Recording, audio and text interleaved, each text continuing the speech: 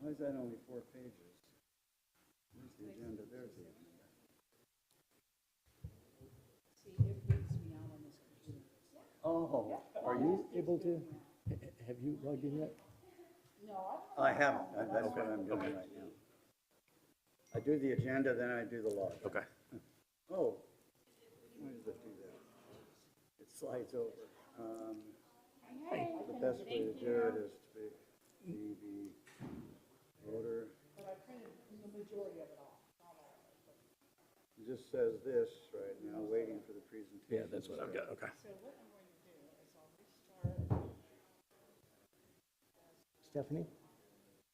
Stephanie, we are still showing, waiting for the presentation to start on when we attempt to log in. Is that what it should be showing at this point, or? It should be this. It should be, yes? Hey, Oh, yeah. thank you so much. 133 985 I don't understand what 753. happened, I have a lot of things memorized, but for some reason it doesn't stick with me. Yeah, this one, I'm exactly the same. Every time as I type it in, I go, oh, I should remember that, and yet I never do. Yep, perfect. Perfectamente, we're in. You may want to refresh.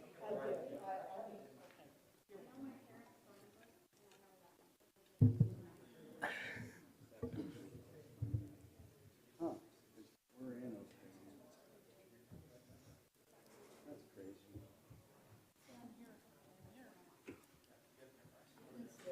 Why is this so missing?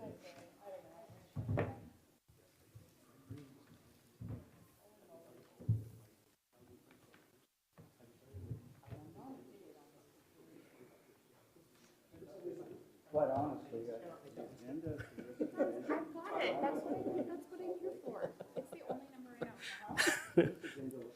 I just hit it on the back of the sign that I've written. Every time.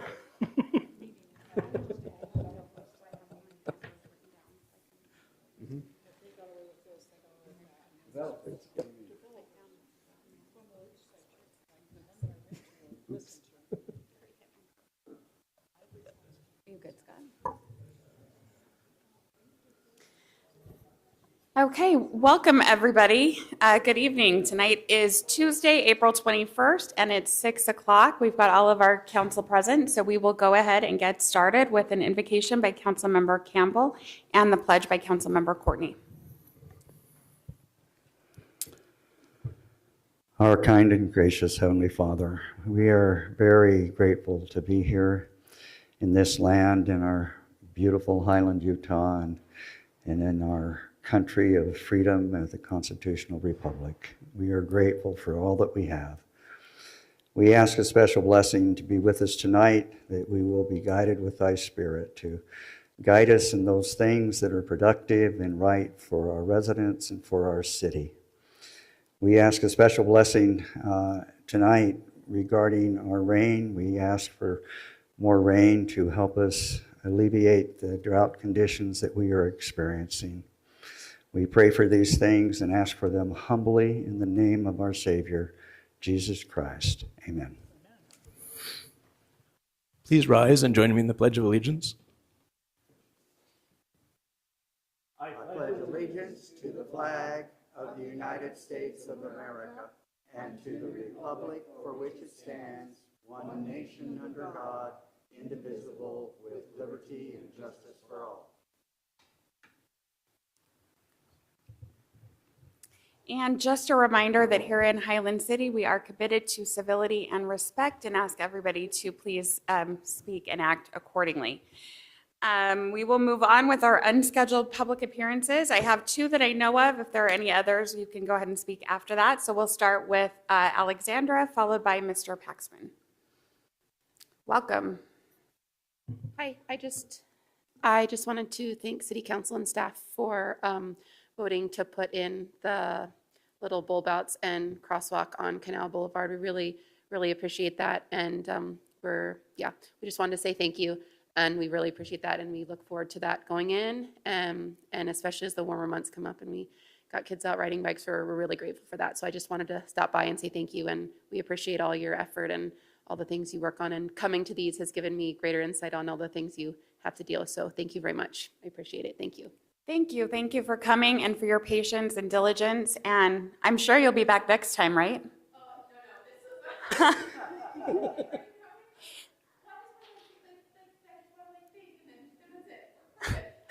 Nice to see you again and good luck. Thank you. Mr. Paxman. Good evening, Mayor and council members and leadership team. My name is Isaac Paxman, and I wanted to come and introduce myself. I am running for public office. I'm running for County Commissioner, seat B. Why, one may ask? We had to ask ourselves that question a number of times before we decided to do it.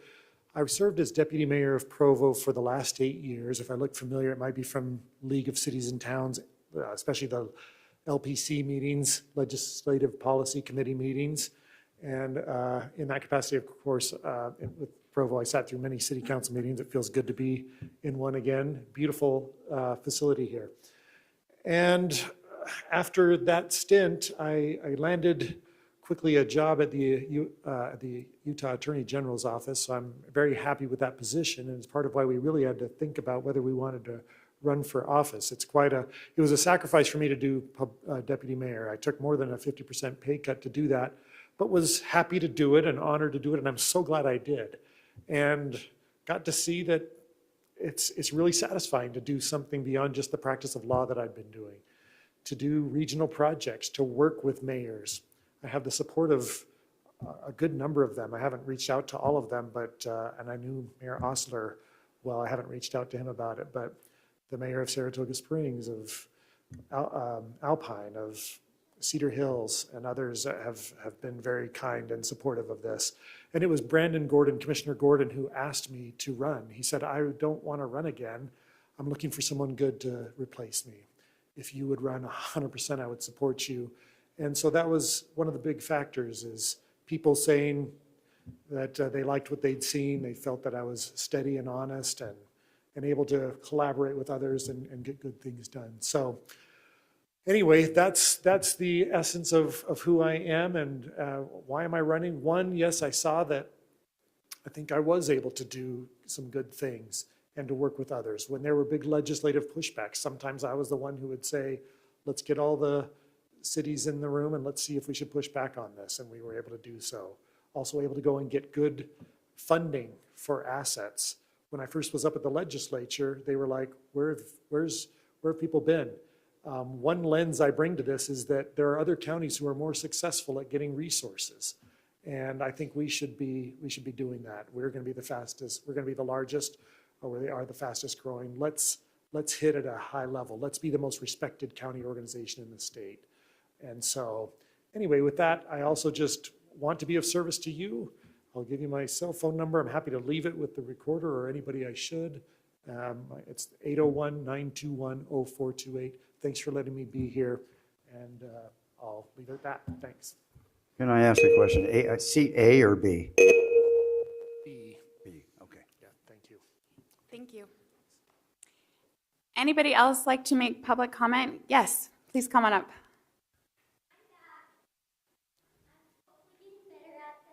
Happy to see you. Go ahead and just remind us of your name for the record. Okay, it's Angie Tanner, and I'm here on behalf of 3 properties going northbound on Alpine Highway, and our neighborhoods have changed significantly. We're the oldest, and we're wondering, with all these developers that are coming in, why aren't they paying to protect us? Why aren't you asking them to protect us? I look at Canal Boulevard. Fox Hollow has a sound-proofing fence for some golfers. So as I live on the highway, we have all these new people biking up, and I think it's great, and walking the trail. But we have a really nice acre right there on the highway with the biggest trees and the most shade. And we have a little bike trail inside there that is private. This is probably my kid, sorry. So now we find people hanging out in our property. I was just down up the road heading north, speaking with my neighbor who lives on the highway in the little red brick house next to the even older house. And a semi came by flying through. And he has a 1-year-old.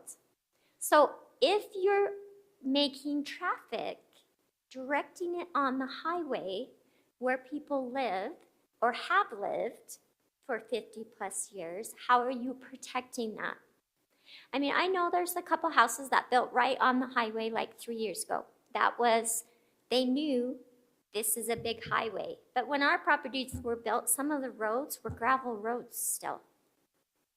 So I'm hoping as you have all these high-end restaurants come in, you're attracting people to our neighborhood that has been, this whole area has been a bedroom community where people escape the city and come home to sleep. But as you are developing it, you're drawing people to our city.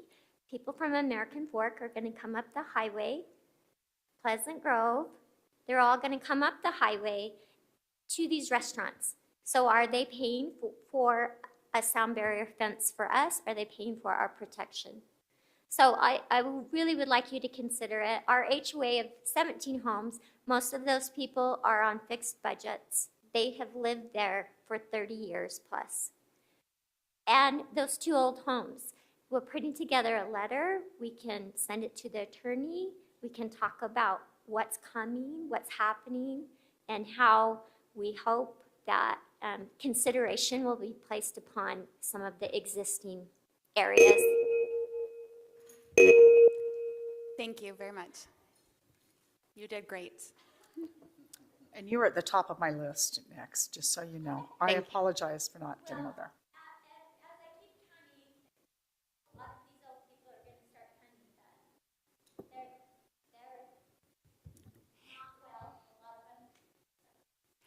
Anybody else like to make public comment? No? Then we will go ahead and move on to our presentation, starting with the Youth Council. Come on up.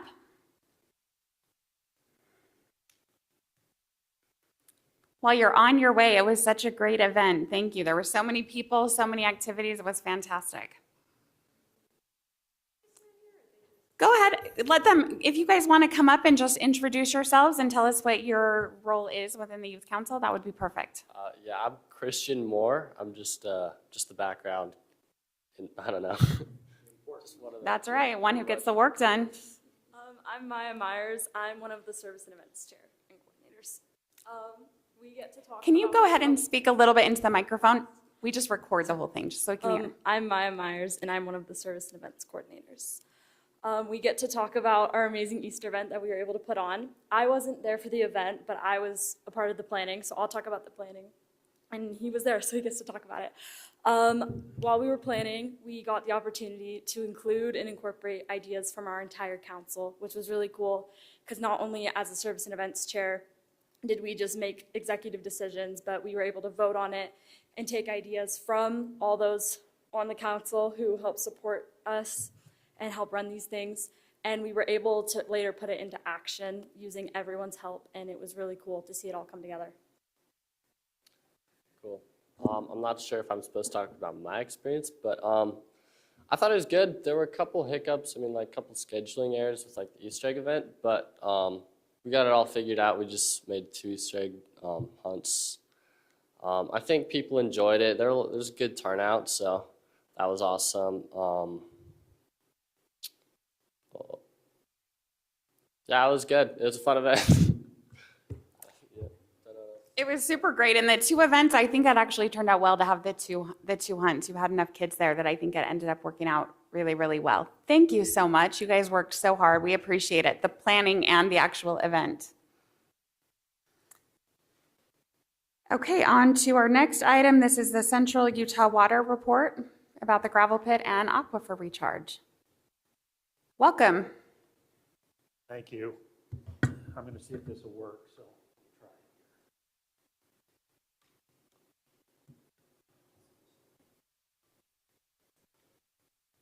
Oh, goody. All right, my name is Kirk Beecher. I'm with Central Utah Water. I'm the lands manager with the district, and so glad to be here and with you, Mayor Bills and council members. Appreciate that. So, and I understand, Mayor Bills, that you live near the gravel pit, so. I do, yes, sir. So this is of interest to you specifically, okay? So looking at this map here, this is a map of the gravel pit. It shows our properties. And unfortunately, the colors are a little ugly, so it isn't very easy to see. But the district owns, let's see if I can get this to show up there. Yeah, the district owns everything but that piece, and that piece on the gravel pit. And we purchased that, and we're actively studying it. We've drilled 3 wells for groundwater monitoring. That's our first step in finding out what we can do as far as an aquifer recharge in this area. And that's the reason we purchased it, along with other possible uses for the district. We drilled a well up here. We drilled a well over on the highway over in this area. And we drilled a well here right on the site. And those groundwater wells help us monitor per state code as to how the groundwater is going in, how the water is going in. And for about 6 weeks or so this spring-ish, late winter, we were able to put some water in this area right here. And it was a minor test, but at least it showed that water was going in. And we were recording some water down here on the well over on the state highway. Oops. Another option in this is that we've talked to city staff a little bit about the possibility of trading this parcel here, which is owned by the city, as well as these other 2 parcels, trading these couple of parcels here for parcels adjacent to Highway 92 for your use and doing that. In conjunction with that would be, whatever we needed to do. If we needed to do some earthwork or anything like that, we could do that. I actually have this is the one. So this is actually a 3D model. So you can see how the land looks and what it is. And this acreage here, let's go back to this, whoops. Let's go back to this here.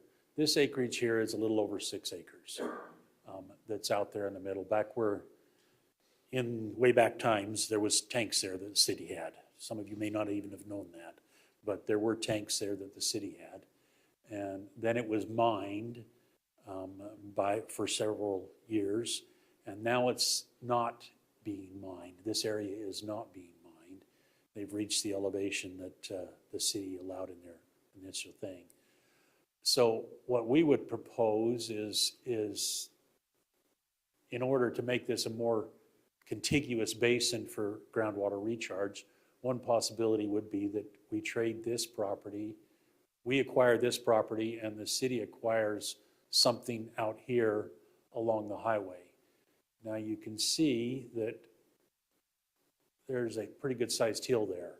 This is the current city property line right there. And we're proposing something along that line, but we could mine this material out, add additional space, do whatever the city would like in all reality to make it possible for the city to use this property more advantageously. And then the only thing we would request is that we retain an access through there so that we can still get back to the back property. There are, based on what the current tenant, which is Kilgore, has told us, there are 1.5 to 2 years worth of material left in there before they have everything out that they can get out by the elevation, based on the elevations. then they have to restore the land. That includes putting topsoil back on the slopes, grading to a certain slope, all those kind of things. You can see the slopes over here are actually steeper than the slopes on this side. And this is more in line with the slope that will be when it's finished, is this grade over here, this grade in this area. So we're working on that. This year, there may not be a lot of water that we get to put into this because I'm pretty sure it hasn't stormed. So that's, that's a minor problem. So, but we're looking to again, put water in this test area. This is only about an acre of land in here. But we're not going to disrupt the mining operation at this time. If we do disrupt the mining operation, we have to buy them out of their lease is what we have to do. So for now, we're going to continue to allow them to mine to the what's in the contract and then go from there. But our plan is to put water in this, to keep monitoring the wells, to report to the state what that is, and go from there. So any questions about that? Let's see, Councilmember Smith, do you have questions? Yeah, I have a few questions. So the practice area where you put water is just in that kind of southwest Yeah, it's right in this area corner. right here. Yeah, it's right by kind of an upscale neighborhood in Highland. It is, but the elevation is such that it's substantially lower than that neighborhood. Right. And we actually didn't see an increase in this well, which sits right here. We only saw an increase in the well, which is half a mile downstream in groundwater elevation. Yeah. And the wells are between 400 and 600 feet deep. So this well here and the well over on North County. North County Boulevard, over on North County Boulevard, I couldn't remember the name, are between 400 and 500 feet deep from the existing elevation. The well up here on top, we have a well right up here, it's 650 feet deep. And so we've seen an increase in the groundwater, a very minor increase in the groundwater, but it's quite a bit down. The water levels are down a ways in the ground. So these are just monitoring wells. That's correct. Now, did you put another monitoring well over in the Alpine Highway by the Murdoch Canal cross above? I mean, it looked very much like they've been working 2 or 3 weeks there. It looked very much like there was a well. It's right off of 92 or of North County Boulevard, just south of the intersection with 92.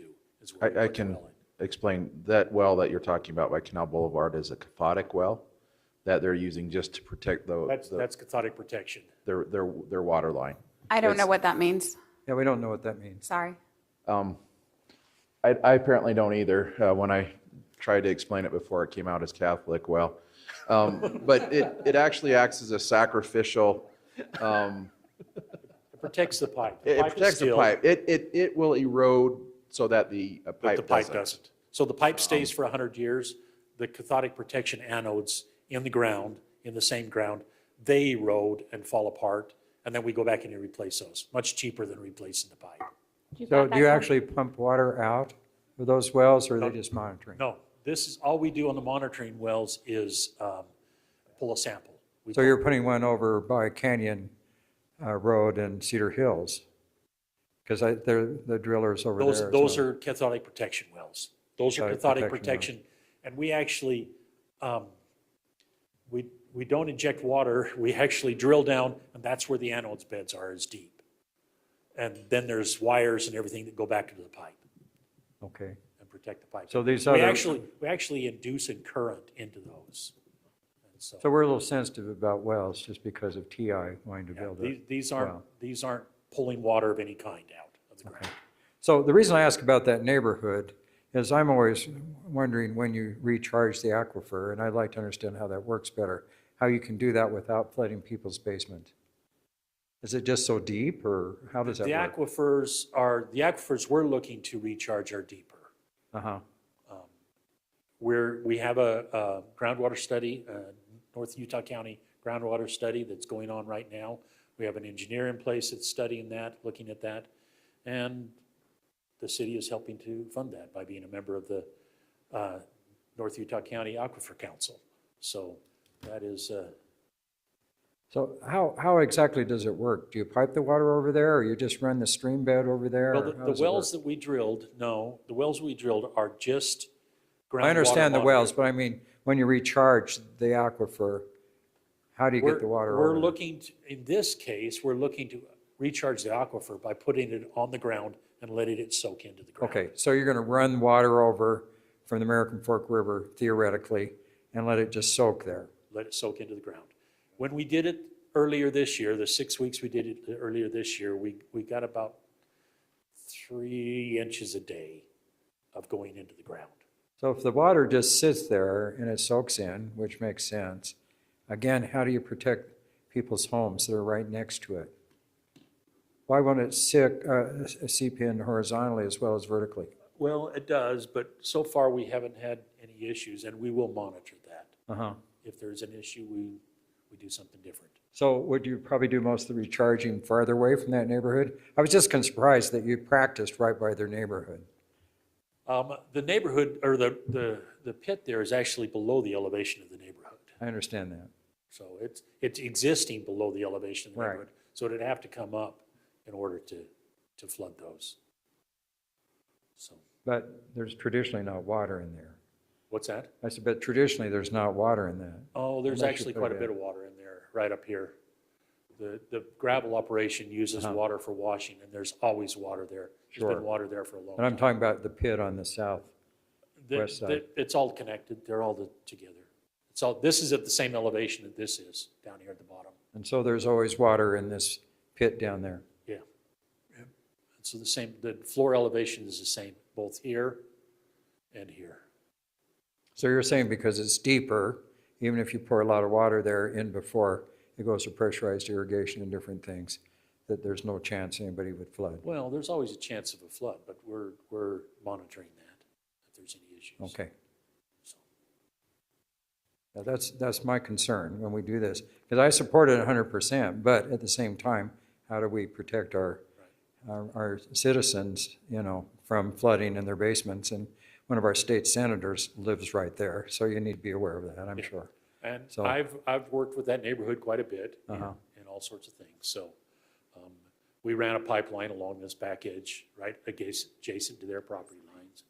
I've worked with them on that, and the different property owners there, I've met with several of them, and so. And they're all okay. Good. There was some water flooding in this neighborhood in the last 6 months or so, but it was from a irrigation ditch that backed up. And we went out and helped put dikes in and everything. We actually built a dike all the way along this property line so that we could route that water over to a storm drain that's over here on the northeast. Okay, well, thank you. I just one other question. Except I just blanked out what it was. Oh, when do you start, the property you're swapping with the city, if we do go ahead with that, you talked about 6 acres. Are you giving us 6 acres or, okay, so it's pretty equal? It's pretty equal. I actually ran some numbers on it, and it was pretty much the same thing. So Okay, it was based on our appraisal when we bought the property, so the value may be different, but the numbers would be the same still, same relationship. so the other question, when Kilgore mines everything out, we've been hearing 2 or 3 years for quite a few years. Their And, last statement to me was 18 months to 2 years. 18 months to 2 years. So if we put a bunch of water into this basin to recharge, Uh-huh. how's it going to affect the neighborhood that's on the east with all those slopes? Well, the slopes would have to be stabilized. These are probably too steep of slopes to have water stacked against them, and so that it'd have to be stabilized. And we'd do the engineering analysis, and, well, not us, but we'd hire it done, so that we had a basin that was not a threat to any of the neighborhood. Councilmember Courtney? I don't have any other questions. Councilmember Campbell? On the monitoring well you put on North County Boulevard just south of SR 92, you did a fantastic job having that be cleaned up, and It looks a lot better now, doesn't it it? certainly does. I applaud that every time I go by it. I live just a few blocks from that. Are you responsible, or is the city responsible for maintaining that now? We are. You are. Very good. That was the answer I was hoping for, so. Yes, we are. And from the well, you've talked about there has been some increase that, In that well there has been a small increase in what we've done just in 6 which weeks. is considering our history in the last 6 months, that's actually amazing that there is any increase at all. So thank you. Councilmember Rice, do you have any questions? No, nothing. Councilmember Rodella? So once Kilgore is done mining, then what does your process look like? What does it take to do this? What was the question again? Once Kilgore is finished mining, then what are your next steps following that? Continue engineering studies, make sure we pilot it properly, that we do the right things, hire an engineer to look at it. The site could be used for groundwater recharge. It could be used for actually a treatment plant to treat American Fork River water for drinking water. It could be used for lots of different things. So the process is going to take some years to go through, and after engineering studies, engineers are never short. Perfect. Any other questions?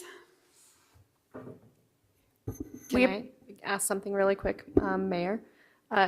What, in terms of, you said Kilgore has to add topsoil, things like that. I'm assuming that it's only going to happen based on what you need, right? You know, don't put topsoil in if we're just going to tear it out or anything like that. They'll do what we need them to do, and we'll work in conjunction with the city and everything as far as how we handle that. And we want to be good neighbors and treat the city well, so. Does Kilgore have a time limit as to when they have to get that done after they're done mining? They have, if I remember correctly from the lease documents, they have 1 year to have the remediation done. Okay. If I remember correctly. Thank you. Councilmember Smith? So I have one more question. And this kind of is in conjunction with Aaron just asked. So when you're all done, topsoil, even it out, different things, what are you going to do to beautify it? Is it just going to be weeds? We or, haven't looked you know? that far ahead yet, but we Okay. will work with the city to make sure that it's presentable to the city and the residents. 'Cause I've had people from that same neighborhood wondering what we're going to do there because they're tired of looking at the gravel pit. All right, we don't Yeah. know right now, Yeah. to be honest with you. I can't predict the future right at this time, so. Thank you so much for taking the time to come, and we would love an update when you have one. We'd love to. And Bruce Ward here would like to come up and say a few words too. Great, thank you. You kind of covered it, but you guys are participating in the North County Water Supply Master Plan. And I can't tell you how important I think that is and how grateful we are that for Highland support and as well as your staff support. But we are literally writing a plan for the year 2100. And we are looking at every single water supply in the North County, including wastewater, stormwater, irrigation water, flow, surface water, groundwater. It is really a one water approach to the future of Utah County. The district spent 65 years building all the backbone and infrastructure that you see in the ground, or maybe that you don't see in the ground, that's in the ground. And we're writing the next 75-year plan. And so we have a May 11th, Chris, kickoff.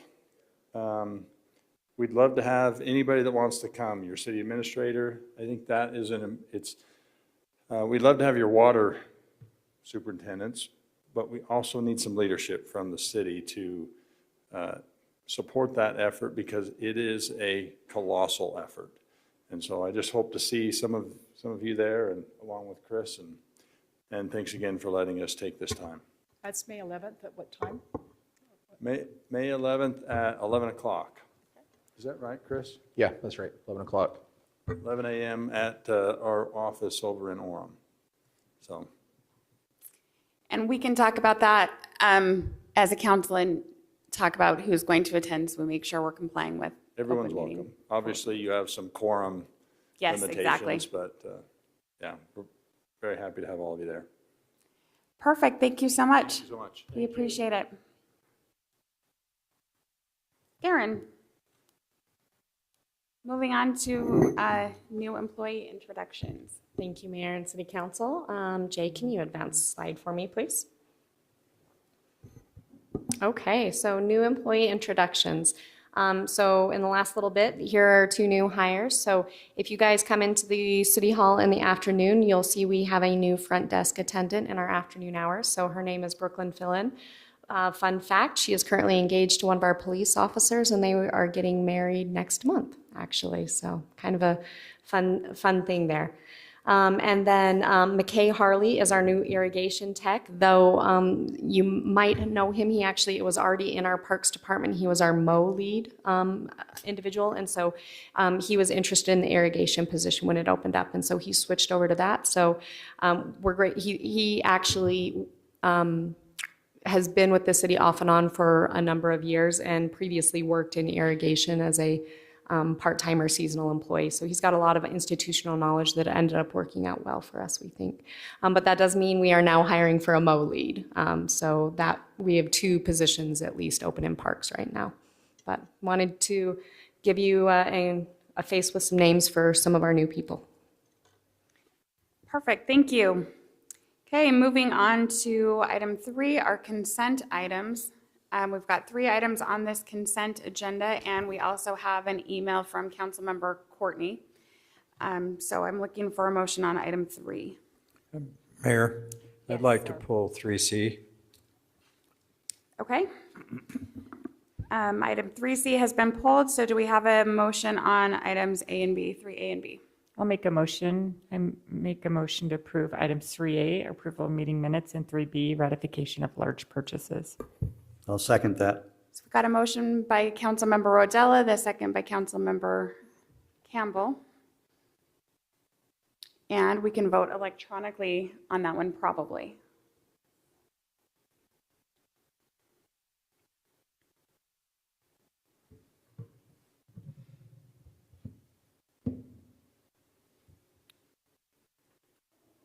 Okay, that passes 5-0. Councilmember Smith. So 3C talks about the fire station driveway change order, and we had a contingency fund, and we've exceeded that. It seems like much of the things that cost us more is a delay from Utah Power and Light, Rocky Mountain Power to come. What's the chance that they're going to reimburse us on that? I mean, they've cost the citizens of Highland $10,000 there. Yeah, I don't know what the chances are. I reached out to them as soon as we got that, told them that we were sending it to them, asking them to reimburse us for that. He said that they would submit a claim. I haven't heard anything back from them since then. That's been, since about our last council meeting. So I think it's worth pursuing, and I think we'll push it as hard as we can to the point that we'll let them know how it affects our ability to work with them. From a legal standpoint, I don't know how far we can push it. Rob might have some other answers to that. We do feel like we have some pretty good. I would think you could at least write a letter saying this is a problem. Yes. Yeah. We have some recourses we can take. I think we're trying present them the information, give them a chance to make it right, and then we'll pursue other options as we need to after that. So let me just ask an additional then. It seems like we had the same problem with the park maintenance building. There was a lot of delays there that delayed the project and cost us extra money. And, I don't know. I know with the phenomenal growth, they're kind of overwhelmed in different things, but at the same time, when they're costing citizens and cities a lot of extra money, I think there needs to be some sort of recourse. And I don't know how much it cost us more on the parks building, but I know there was a delay. And I think the electrical costs there were like $53,000 or something, if I remember correctly. It was expensive. Yeah. Yeah, it was. And through the process, we have gotten better communications with Rocky Mountain Power. We do have another person that's more of a liaison that we can go to, their public relations liaison. That he's been much better to work with than kind of their tech people. That's his job to liaison with communities. And so I'm hopeful going forward that we'll have a better relationship with them. We'll go to him when we have issues with it. I did mention that to him too. He wanted to deal with this one first, and it was the immediate one. I think part of the problem that we had with the other one on the Parks building was easements. Some real questions about, easements that weren't existing back then. But definitely with the time frame. I mean, our franchise agreement, I think they have 2 weeks to respond, and with the fire station parking lot, it was 2 years. The Parks building, I don't think was that bad, but it was still 6 months delay, I think, maybe longer. So.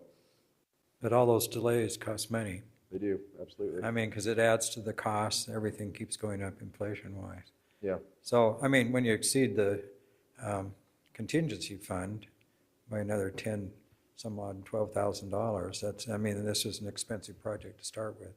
So I'm just kind of wondering if there's a way we can be a little more proactive and on future projects, because it sounds like they're kind of the thing that slows us down. Yeah. So just personal opinion. So I'll make a motion that the Highland City Council approve agenda consent item 3C, fire station driveway change order. Well, second. Perfect. And also note that I did distribute a sheet with a couple of items related to this. Okay, so we have a motion by Councilmember Smith and a second by Councilmember Courtney, and I think we need to do a voice vote on this one, starting down here with Councilmember Rodella. Yes. Dr. Smith? Yes. Yes. Yes. Yes. And that passes 5-0. On to action items. This is item 4A, business license and home occupation standards. Rob, I'm guessing this is you. This is me. Let's Thank do this. you, Mayor. Thank you. So as the council may recall, a few years ago, we worked through the process of looking at allowing daycares and in-home instruction and preschools as home occupations within residences. And then last year, we had a discussion about whether, when we adopted those regulations back in 2022, it only applied to residential zones. The R1 20, 30, and 40 didn't apply necessarily to planned developments. Last year, we had a conversation about whether we should kind of make that more equitable and potentially allow it, and the council directed staff to move forward with that.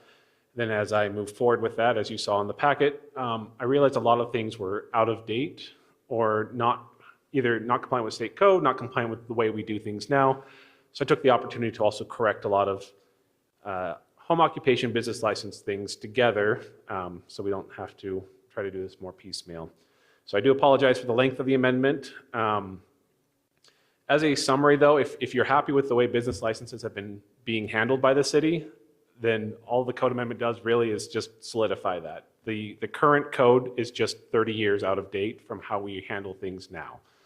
So I will go through them as a summary. Like I said, there were a lot of changes, but most of it was cleanup. It was removing redundant language, making our business license official. Back in the day, it was only the recorder who handled it, and we now have more positions as the city has grown. We do allow now temporary licenses in limited circumstances where someone needs something very quickly, but we can put a time limit on that, put conditions to make sure that they obtain whatever other approval they need prior to continuing with their business. We expanded the range of penalties we can do for people who do not comply with the city, updated our temporary use permits. We have a whole process in the development code, and the business license didn't really align with that. And we didn't have anything about food trucks and mobile businesses, so I incorporated a new section that allows us to regulate those. Generally, they're only permitted in our commercial zones, though the city does have the option, as I've written it, to allow them on city property, so our parks or our streets, with our approval. So we can, if we decide to do it with Fling or some event, we can authorize that. I updated the license exemptions. So these are entities that are not required to get a business license. The first one is a minor operated business, so your lemonade stands, you don't have to get a business license for. The other one is a current exception. I just reworded it a little bit. If you grow agricultural products or raise agricultural products on your property and sell it, you don't have to get a business license for that. But if you're selling it to a store to resell, you do. Home occupations get a home occupation license, solicitors get a solicitor's license, and then businesses that do work in Highland but don't have a place of business here don't get a license. These are Amazon deliveries, UPS, contractors coming into work where they're not stationed here, but they're coming in to do work on someone's property or help someone out with something. I updated our renewal delinquency process to match our current process. We send notices in May of business license renewal requirements. We follow up several times. Candace is very good about that. Essentially, they get a penalty if they don't renew by August 1st, and then by August or September 1st, it's referred to me to get a little more threatening with them. A slight change, though the code was a little bit unclear, is I've made it so that staff can approve or revoke a license. Before it said we couldn't deny it without the council getting involved. It seems odd if something is clearly just not allowed that we have to go to a council for a hearing if someone's trying to put a business in a residential zone. We can just deny it. But we make it so that they always can appeal to the council if they think we got it wrong. So we're keeping that same process more or less the same. It's just streamlining things that are straightforward questions. So that's everything on municipal code. Oh no. So then I updated, we have two sections, two codes obviously. And in our municipal code, we had a lot of rules about home occupations. And in our development code, we had a different list of rules about home occupations. So I took out everything in the municipal code that dealt with how you run a home occupation, put that in the development code. Took everything about how you apply for a home occupation out of the development code, moved it to the municipal code. And most of those are, again, as we do, the standard procedures there. We'll just follow the same review, approval, denial process as we do for business licenses. So the first ordinance is a municipal code amendment, so it's clear definitions in the process, and the few kind of substantive changes are clarifying the classifications and exemptions, regulating mobile businesses, and allowing staff to do the denial or revocation of a license with appeal to council. So that's the business license municipal code ordinance. The other part is the home occupation, and kind of the whole reason why this began.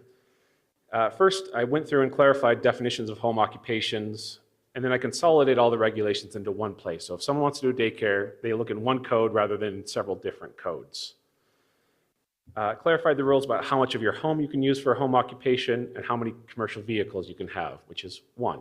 Everything else has to be out of sight or garaged or stored somewhere else.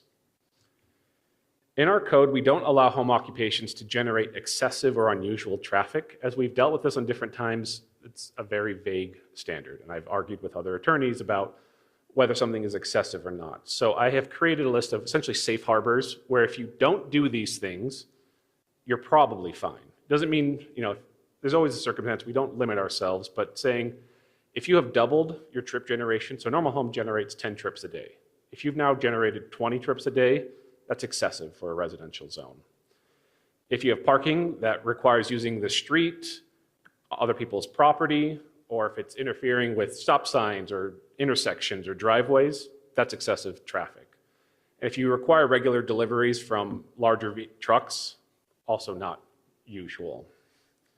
So I'm trying to provide a little bit clearer standards so our residents know what is okay and what is not okay in terms of traffic for a home occupation. And then on to daycares and in-home instruction. So again, making those general regulations, not zone specific. When the council adopted this, the council directed that to allow daycares and in-home instruction, but require a traffic and parking plan. There weren't a lot of details, however, about what was supposed to be in that plan. So I wanted to flesh that out a bit more so that staff knew what to expect and we could put some limits and try to mitigate the impacts of one of these operations. So if someone wants to put 50 students, every hour on a small lot, we can say, you just don't have the room for that. You can't park it, you can't fit it, it'll interrupt everyone else's work around there. And we can say no to that. Someone has a huge 5-acre lot and an entire parking lot behind their house, we can say, that makes sense. You can sustain all of your parking on site without affecting any neighbors. So I'm now asking for, tell me how many employees you have, when they're supposed to get there, when they leave, how many students or other people do you have coming to the house, when do they come, when do they leave.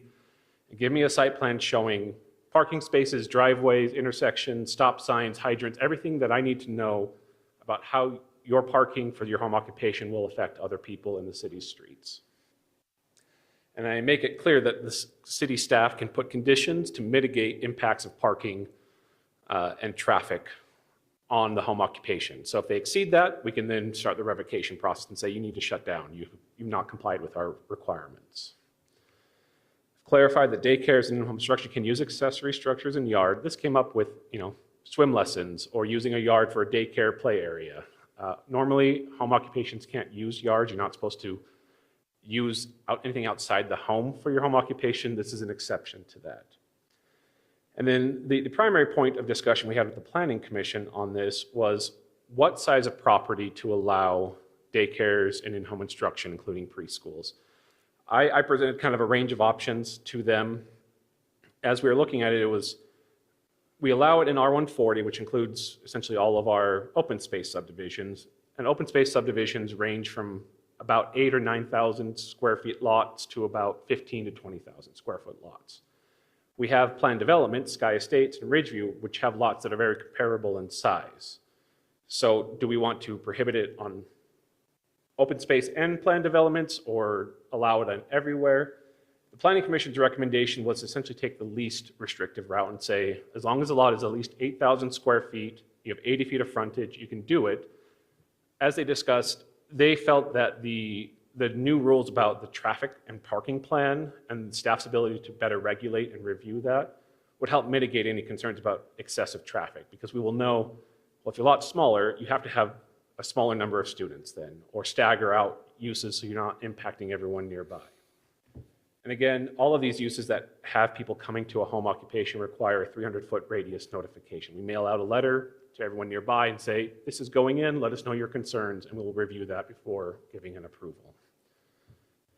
So in sum, with the development code, again, providing clear definitions in the process, I wanted to clarify what was allowed for parking and traffic, require additional information with the parking plan, allow additional traffic and yard accessory buildings for daycares and in-home instruction, again, subject to that parking plan, and then allow those uses on any residential lot with at least 8,000 square feet and 80 feet of frontage. As I mentioned, Planning Commission unanimously recommended that approach.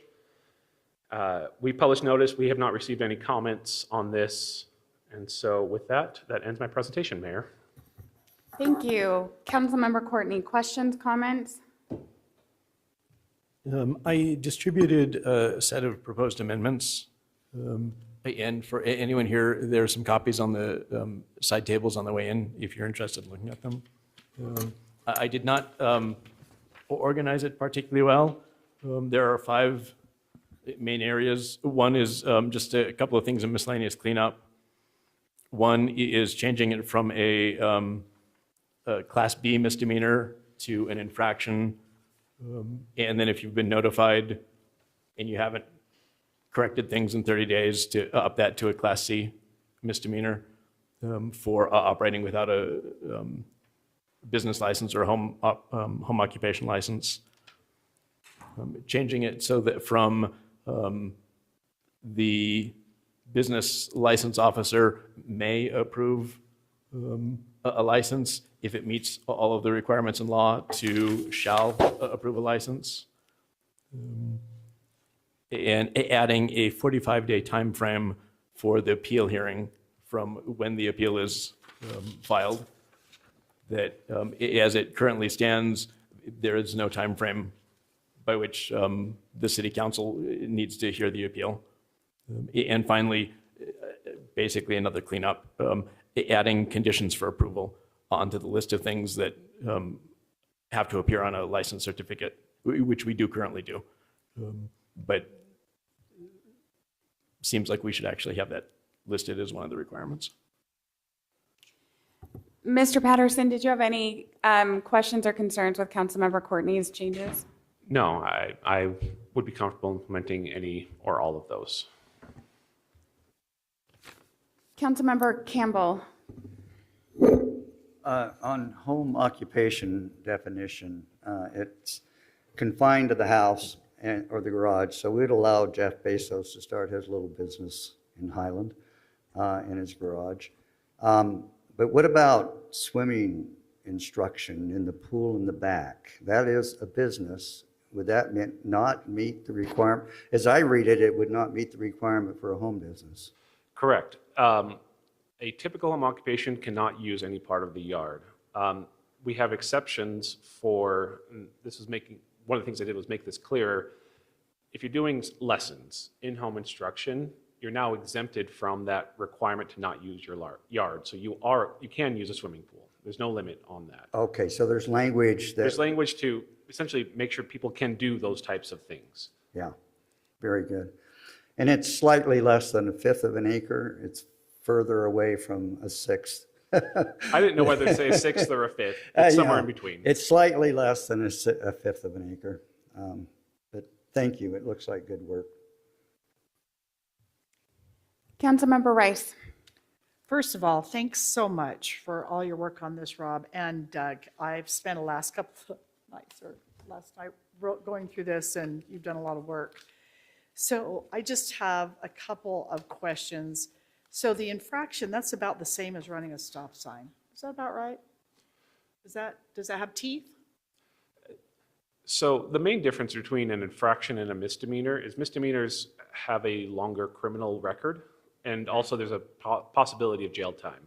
Okay. I don't know that we've ever sent anyone to jail for a business license infraction. Okay. So we'd still be applying the fine, and the fine amount is the same between a infraction and a Class C, Okay. 750 max. I don't have a problem with it. I was just curious about that. And then, so as, you know, just kind of piggybacking on what Ron said, so does this cover like somebody renting out their pool as a business?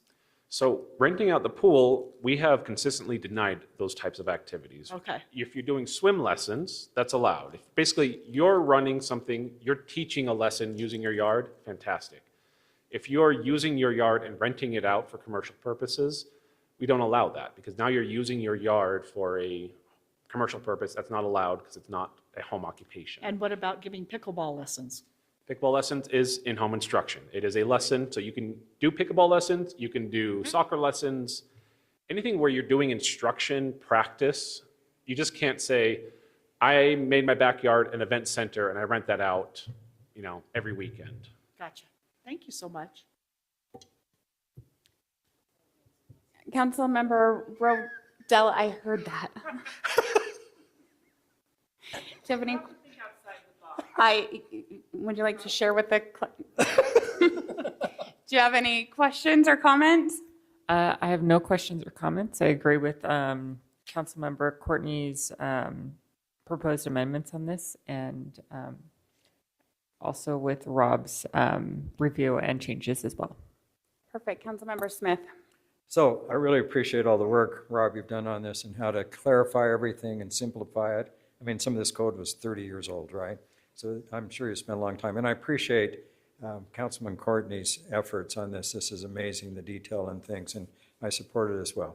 So what I'm kind of worried about, though, is, and we've talked a lot about daycares and other preschools and things and areas, and I support the decisions we made as a council. But I want you to maybe just kind of walk me through the process. So if I lived in Ridgeview and my lot was 8,000 square feet, and I came in and say, I want to apply to put a daycare in my home. So, and there are narrower streets up there. So first of all, who do they go to first of all to start the process? Obviously, you'll be involved, but just kind of tell me the step-by-step process. Oh, great question. So the first point of contact is Candace, our treasurer and business license official. So if you go to the city's website, look up business license, her contact information. So she gets the license. You apply for it online. The application involves all of those conditions of what a home occupation is. They're part of the application. We have to answer, how much of your home are you going to use? How many people will be there? Will you store hazardous materials? And there's a long list of questions you have to answer in order to apply. And you mark whether you're doing daycares or in-home instruction as part of that, which triggers additional questions and says, you'll need to provide a parking plan. You'll need to provide some additional information. So you would complete the application, submit it to Candace. She looks it over. Oftentimes there's a little bit of back and forth of, hey, clarify this question here, or did you say this? And then she starts circulating it between different departments. So if it's for a commercial license, so not a home occupation, she'll talk to the fire department and say, have you done a fire inspection? Or to the building department and say, have you done a tenant improvement? Usually doesn't come up with home occupations, but for a daycare or a preschool, it'd mostly come to me. She'd say, this is coming in, here's our traffic and parking plan, look it over. And then it's just on me to look at it.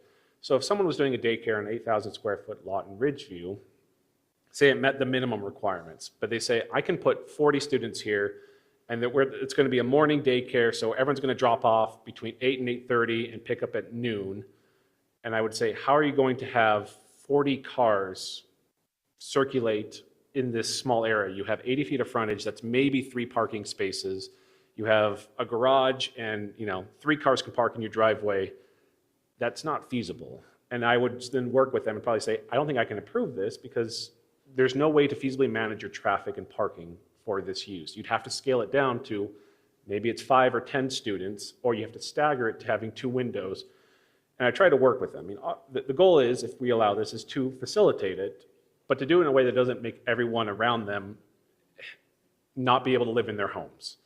So it would be a back and forth until I was comfortable with saying, this is managed. You have enough parking, you have enough, you're not putting too many people on at once, and then Candace would approve the license. Part of it will have conditions of approval on it. It'll be subject to the traffic plan. And I assume with a lot of these, sorry, I also skipped a step. As soon as they apply, Candace reaches out and says, great, you're having people come to your house. Go follow this process. I need a list of every home, every resident within 300 feet. You need to provide me pre-addressed, pre-stamped envelopes, and I'm going to send out a notice to them. So they'll provide that. Candace mails that out, waits about 2 weeks, gets comments back, and then we start the rest of that process. So the neighbors will know what's going in, and they'll know who to contact if they see a problem. And so if there is a problem, we can then say, looks like you're not following the plan we've approved, because that plan was approved to mitigate those problems, and work with them that way. Does that help explain? Yeah, that's very helpful. I just wanted to know the step-by-step process. Yes. So unfortunately, some things that we approve and what then occurs are different. I mean, we all know that because we've been in city government where we work with, humans. And so how do we enforce this? I mean, is it just by complaint? Like the neighbor comes in and say, wow, we can't even get in and out of our driveway because there's so many people coming, and people are parking, in the public parking lot instead of parking, blah, blah, blah. So is it just complaint driven? We give a complaint to the police and... It will be complaint driven. There's usually, we have found, so I say, since we've approved this, we actually have not had any new daycares or preschools apply. We've had some instruction though, like lessons and things. Sure. And some of those have generated complaints, and so we'll send our code compliance officer to, sometimes we send them out like, all right, here's the time when people are arriving, track how many people are coming, what does it look like at that time? And then usually we have a conversation with the person. The goal is always to get them into compliance by working with them. But if we needed to, we could go the route. I mean, you were part of some of our home occupation hearings we've done in the past. So that's where we would escalate. And under this process, we would have a way of now clearly saying, staff can pull your license if we've decided that this doesn't meet it, and we will. And then if you think we did it wrong, you can talk to the city council about it, which will then, you get to kind of grill them on whether they were actually complying with it. So it will be complaint-based, but hopefully when we do that radius notification, it does let the neighbors know, here's who to contact if you do have a complaint. We're welcoming those complaints because we want to make sure they're good neighbors with their home occupation. Okay, perfect. So it's the code compliance officer that makes the first contact coming back. Okay. So we don't involve the police? No, we usually don't escalate to the police unless they're very aggressive. If they eventually, say we decide they are not complying with their business, their home occupation license, we revoked it and they keep operating, that's when we're going to escalate to criminal penalties and injunctions. If we have to shut them down more forcefully, we will, but most of the time, the threat of pulling a license is sufficient. And most of the time, these, like if it's a daycare, they have to be licensed with the state for certain things. So not having a city approval can jeopardize their state license as well. So let me ask one other question. So, I mean, it just kind of, because there's always ramifications and consequences of anything we vote on. So let's say, I mean, there's never going to be too much complaint about someone that teaches a piano lesson in their home, okay? And, but occasionally they may want to have a piano recital in their home. So are there times when it's okay for them to have more people parked around, or if they notify their neighbors, or how does that do? I actually had a piano recital in my house one time, and so people parked up and down the street. So is that a problem, or is that an occasional thing, or? I think it's one of those things that could become a problem. You know, if they're saying, we have enough students where we do lessons every day, but every Saturday from 1 to 3 is a recital, we're doing that weekly, I think that might become one of those things of, you didn't, describe to us you're going to have that level of an impact. Now, if it's every, couple of months, I would hope they would still tell us that that's part of the plan so we can know about that. I think we would still allow something like that where it's an occasional thing, because sometimes people also just hold gatherings at, a family reunion at your house and you fill up half the street. It's a public street, so we do want them to be used for that. But if it's an everyday, someone can barely get out of their driveway because there's always cars there, we don't want that. So occasional would be okay. Yeah, and it's hard to say very specifically, I can put a number to it, but we would, hopefully they would work with us to make sure it's workable for everyone. Okay.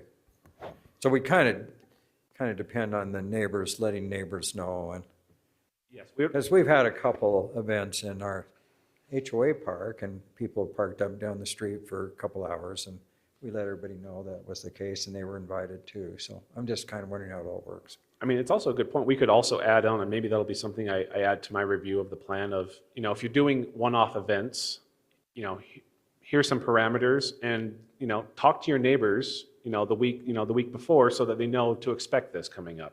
That way, no one's caught off guard when there's suddenly 50 cars parked around them. Okay, thank you. This is a public hearing, so we'll go ahead and open up the public hearing now if anyone has any comments about this item. Looking at you, Wes. No? No?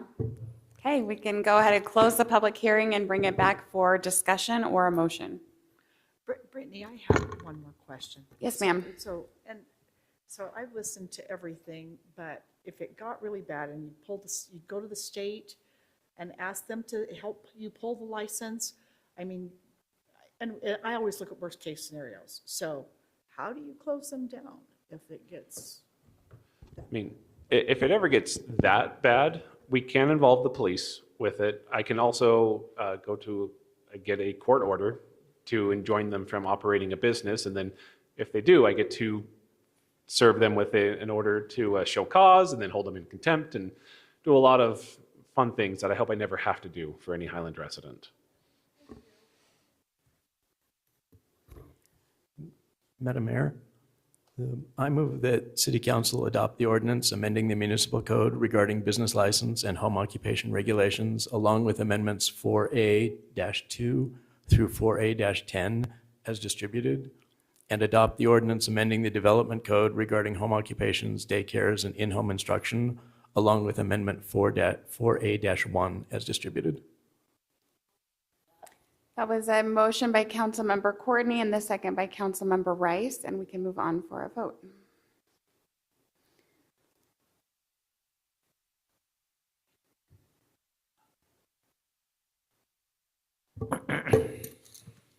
And that passes 5-0. On to item 4B. This is also a public hearing, so we'll go ahead and hear a report from Mr. Patterson, then we'll have our public hearing and then bring it back for council comment. Thank you, Mayor. This item is actually a text amendment application that was filed by one of our residents here, Mr. Tyrix. He's seeking to develop some property off of 6800 West. I think you might have seen some emails come through regarding this.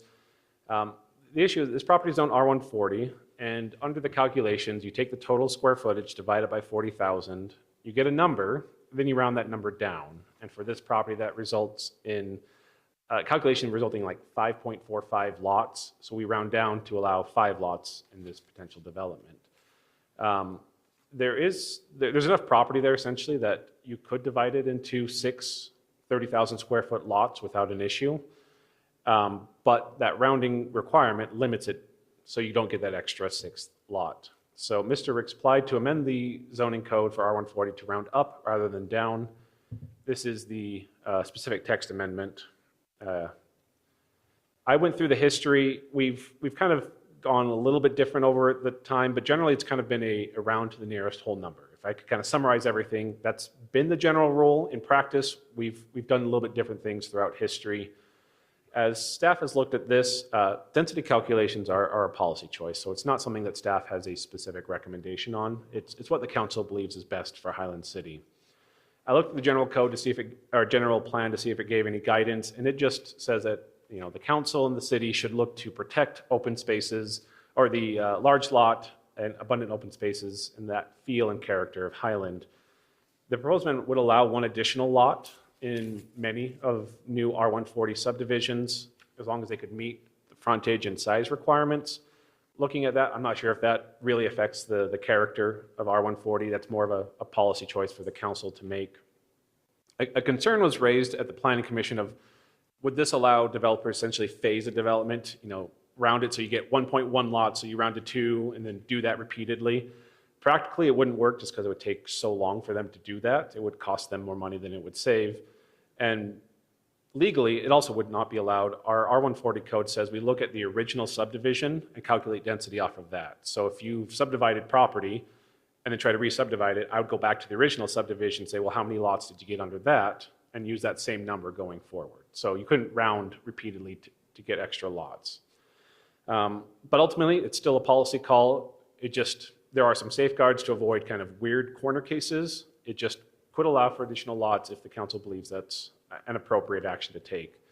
The Planning Commission heard this March 31st. There were no comments. There were a lot of debates by the Planning Commission, as you might expect, regarding impacts to R140, the character, the history of R140 in Highland. Some of the commissioners preferred to keep the code as is. Some supported going back to the round up or down to the closest whole number. So if you get 5.5, you round up. If you're 5.49, you round down. And a few saw no significant impact and supported changing the code to allow this. The ultimate vote was 5-2 against changing the code. For our review going to the council, we posted public notice. Again, we've received no comments. We have no concern implementing whatever direction the council wants to go on this. Either way, administratively, we can do this. So our recommendation is just to hold a public hearing, hear from the applicant, discuss the matter, and give the direction you believe is best for Highland. So with that ends my presentation.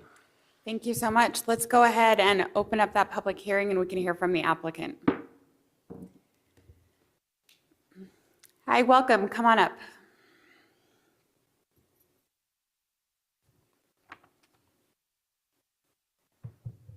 My name's Ty Ricks. I'm actually the applicant. So my wife and I have lived here in Highland since 2001.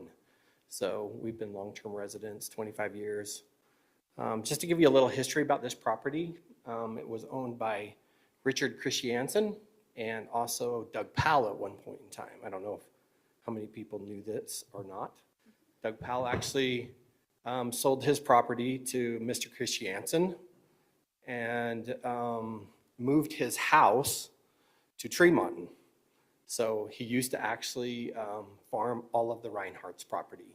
So at one point in time, and he actually, for years and years, he actually used to come back from Tremonton and come and maintain and manage and farm the Reinhardt's property. So kind of cool. Mr. Christiansen just passed away recently in November. Kind of sad day. He's been a long-term resident, good friend of mine, a ward member, and also he was one of my college professors. So taught me statics. I failed his class the first time I took it, and then I had to take it again because he was so hard. Very smart individual. Actually was instrumental in developing a hearing aid And unfortunately, as I talked to Brittany, Mayor Bills, that he actually, all of that was patented through BYU. So they get the royalties, not him. So also instrumental in the Minuteman Project. I don't know if you guys are familiar with the Minuteman Project, but lived in Montana and developed all the silos. So very, very intelligent individual, just a super nice guy. His wife passed away probably 4 or 5 years before him. But he had 9 kids. All of his kids, except for one, have moved out of Highland, live all over the country in different areas. One of them was a good friend of mine, the last one that actually stuck around and took care of him till he passed away. They were both long-term residents in Highland, but because of the cost of Highland, and they have had to move. And so they're actually left this last week to Bentonville, Arkansas, to find a home there where they can afford to live. So they can buy a $200,000 home on an acre in Bentonville, Arkansas. So put that in perspective. So when we first moved to Highland, we built our first home for $250,000 in the Wimbledon subdivision. So today, you can't even buy a lot or even a third of a lot in Highland for $250,000. The average lot cost in Highland is between $600,000 to $1 million. So pretty crazy what's happened. So when we talk about lots and getting an extra lot, it makes a huge difference in the cost and the ability to keep costs down on this specific project. Just the numbers alone, just our costs, if we don't get that 6th lot, will cost each of the other 5 landowners in that subdivision $165,000. That's cost. That's not profit or anything. So that amounts to $830,000 if we don't get that extra lot that the other people will actually have to bear, which, you know, it's in the current economy, it's just kind of unbearable. We have 4 children, we have 4 daughters. They can't even afford to live in Highland. So we can barely afford to live in Highland, other than we've been able to profit over the course of things increasing in value over the course of time. So, but so the reason we want this additional lot, and unfortunately we have to make this simple code change, is so that we can keep the cost down, and we have the lots sold to family members and close friends. So we're not putting it out to the public, so to speak. We're not trying to make a profit on it. We're basically going to do it for what it costs. And then that's the idea behind this whole thing for us. Other than that, I think I've covered most everything. One of the ideas that we did throw out there with Rob is doing a senior community 55 plus on this property. There is currently no code written in Highland for that. Again, if we did something like that and we could work something out, you'd go from 6 units to, we could go up to 35 units. So does that make sense? Not sure. So anyways, if there's any specific questions you guys have about it, that's kind of where we are at with it. I did suggest to Rob this week that even doing an and/or statement in the code would actually kind of take care of a lot of problems in my mind, because then it has to meet the calculation requirement. Well, you have the calculation requirement as an initial evaluation of how many lots you can put on there, but we still would have to meet R140 requirements, zoning requirements, no matter what. So, and with this particular property, Rob and I kind of evaluated it, and that's what we came up with, that we could actually meet all of the other requirements except for the one condition of the calculation. So with that, that's all I have. Thank you, appreciate it. Would anybody else like to comment on this one? Mr. Warren? Hello, Wesley Warren. I was one of the planning commissioners that voted to amend the code and didn't discuss it a whole lot during planning commission. I knew it would come here and everyone would have a little more time to think about it. But was a little disappointed, and I have no one but myself to blame, at the lack of discussion during planning commission. It seemed that the prevailing sentiment was, well, this is the way that it is, so why change it? And I feel like we have a compelling reason to update the code. I don't think the fact that we just updated it several years ago really makes much of a difference. And it seemed at the time that was one of the main arguments against making this change. But I feel like we have a compelling reason, and I don't like spot zoning. It leaves us susceptible as a city during redevelopment. It's generally not good practice, and so what I've been trying to do, and I even chatted with Councilmember Courtney about this, I've been trying to figure out a reason why a change like this could negatively affect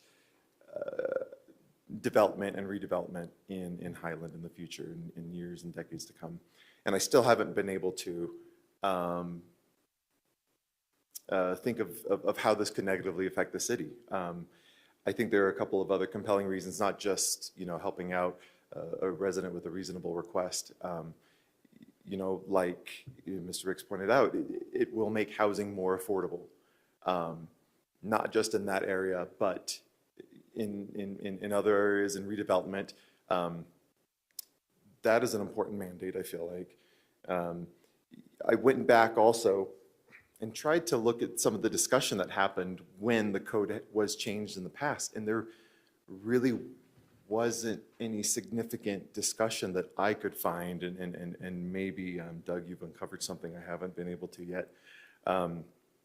I think another compelling reason is that it adds a few more rooftops to the city while still very much meeting all the requirements for R140 zoning.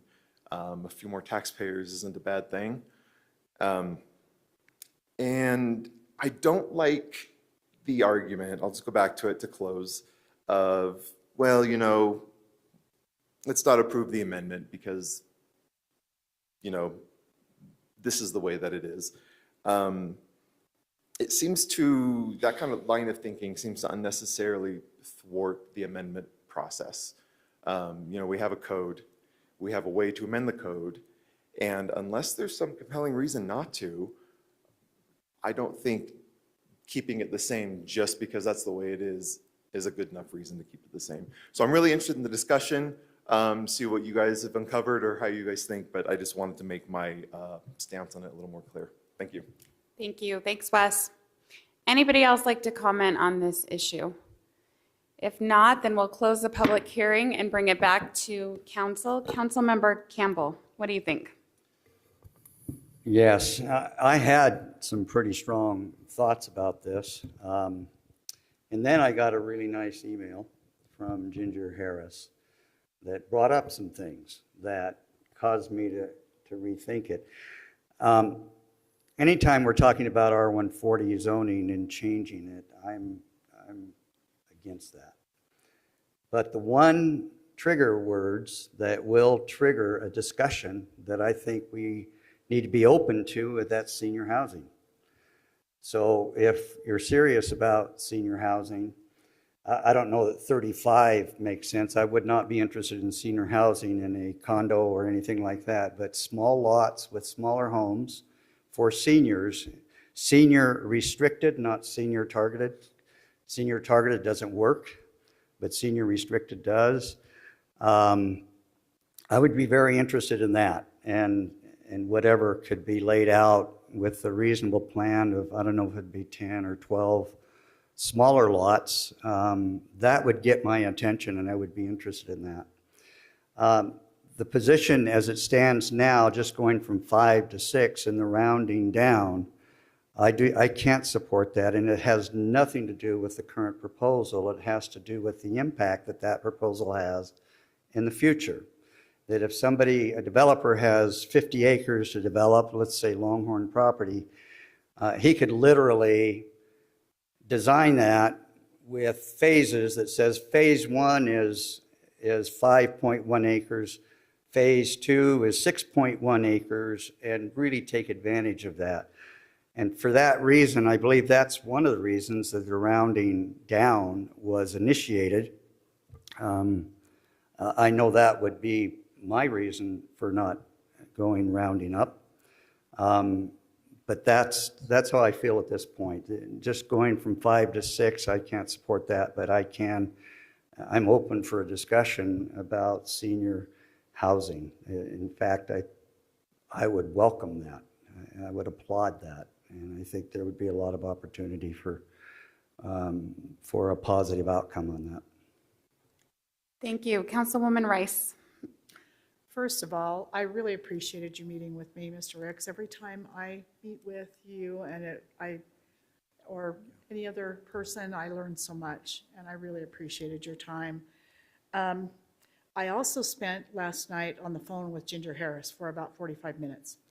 And we had an interesting discussion about the senior housing. And I realize at this point that you are on a time crunch with banks and money and all of that type of thing. And she allowed me to share this conversation with you from her. And I also want you to know that I realize that you are a good developer. I realize that you helped a lot of people out of a really tight spot over in the Reinhardt area. I checked. I mean, I know your reputation, and I really appreciate that. In many ways, I feel like if you ever put a senior housing in, I might have to recuse myself because I'd be all in. And especially in that section, with 55 and older, putting in, and I call them cottage homes. I don't really call them twin homes, would work even. What Robinson did across from Fox Hollow Golf Course, really nice. I mean, those are like 4,000 square feet. They do not have an upstairs, but they have a basement and a main floor, which really works for seniors. And my mom passed away in October, and we went in 4 years from a 4,300 square feet home for her to a 1,700 square foot cottage home to assisted living to memory care. And it was hard in that 4 years. It was always something every year. So I again, and kind of piggyback on what Ron said, what you're asking here is not unreasonable. I'm worried what comes after this. Somebody that comes in with 5.10 acres, and then they want 6 acres in there. And I know that when Rob and I discussed this, they would have issues with setbacks and whatnot, so we don't need to really cover that. But I would like to address this to Rob and I realize we have this on the table and we're talking about a code change, which is in my book kind of serious. But how do we put in here an and/or to prevent other developers from coming in and abusing that? Because this isn't abusive, but like what Ron said. So I'll let you go at that for a second, and I'll be quiet. So I'm not quite sure how to implement that, because I think that the overall intent is already accomplished by what's being proposed, which is, I guess the option is you could make it a zone where, sorry, I'll back up a bit. R120 doesn't have a calculation for density. R120 zone just says your lot sizes have to be at least 20,000 square feet, you have to have a certain amount of frontage, and you have to have public roads. Go fit as many of those lots and roads as you can. And as long as you can meet 20,000 square feet and 115 feet of frontage, build as many lots as you can. R130 and R140 are different because they don't say put in 30,000 or 40,000 square foot lots. They say take your area, do a calculation, and that gets you a total number of units you can build. So we could go to a more of a, here's a calculation way of doing it, or here's a put in, 30,000 square foot lots, and for every 30,000 square foot lots put in, you can have 20,000 square foot lots, and then go put as many of those in as you want, as long as you have 130 feet of frontage. That is an option. It's just a kind of a bigger shift of how R140 works than changing the rounding slightly. So I think the rounding already includes all of those safeguards about frontages and sizes. If you wanted to go explore that other route, we can do that, and I could collect some information, kind of show you how that might work as well. So, and I don't want to divert here from Mr. Ricks's issue, but so, and I call them cottage homes. In Meridian, Idaho, they're very close together, but they are all senior housing. I would compare them to, I can't remember the name of the subdivision there in Lehigh, kind of across from Smith's, down the road from Smith's. And I would be open to that, and I'm an R140 girl, so I'm gonna pass the mic on, but I kind of would like to reserve any other questions I might have. Thank you. Councilwoman Rodella. Can I defer to Councilmember Smith because I feel like we're Absolutely. on the same lines here and he has a good way of explaining it. Yes, please. Thank you. Please speak for Kim. Oh, okay. Well, I've been thinking In her about this voice. a long time, okay. And I can't talk like you, unfortunately. But at the same time, I've been a strong proponent of R140. I think it's interesting that this has evolved into a discussion of senior housing. And I think we always have to be careful with that because, yeah, we want some senior housing in the city, but I think it depends on where you put it. And the problem is we were told a lot of Ridgeview would be senior housing, and it's not senior housing. I mean, there are a lot of seniors that live there, but, and so you really have to come up with some kind of strict things unless you just want high density. So, I support the proposal or what the plan is from Mr. Ricks, and I understand his frustration. But my feeling is I think what we're doing is changing the whole code. And I guess the question I have is that we've got 5.45 acres here. My feeling is the traditional rules of rounding is if you're 5.5, you round up. If you're 5.49, you round down. So how hard would it be for Mr. Ricks to come up with 0.05 acres from his neighbors and just round up and get the 6 lots? Instead of changing the whole code for every developer in the city. I'm just kind of curious. I'll let Mr. Rick speak to that, though we did actually, one of our meetings was we looked at how much land would he have to get to do that, and I believe he'll speak to it, spoke to all of the neighbors around there. I'm not sure which is the best one to look at. You guys should have, this one. I think you guys should have this one. So if you look, everything's developed pretty much around there. One of the nice pieces that we could take from though is Highland City. It's right there in the Wimbledon subdivision corner. So if Highland City's open to selling a little bit of land, it's right there at the detention basin behind the Timothy's. So I'm not sure if you're. Rob, can you put pointed that out up right on here. the? But I have talked to, obviously this landowner has a shop that's right behind, so we can't take any here. These people will not It is sell. page 65 from the agenda packet. These people will sell on the condition that their son-in-law gets one of the lots. So these people right here, there's a potential that we could get some land from them. These people have a pool that's encroaching, so it wouldn't be possible. There's not a lot here to gain. Obviously, these two, same situation, not a lot to gain.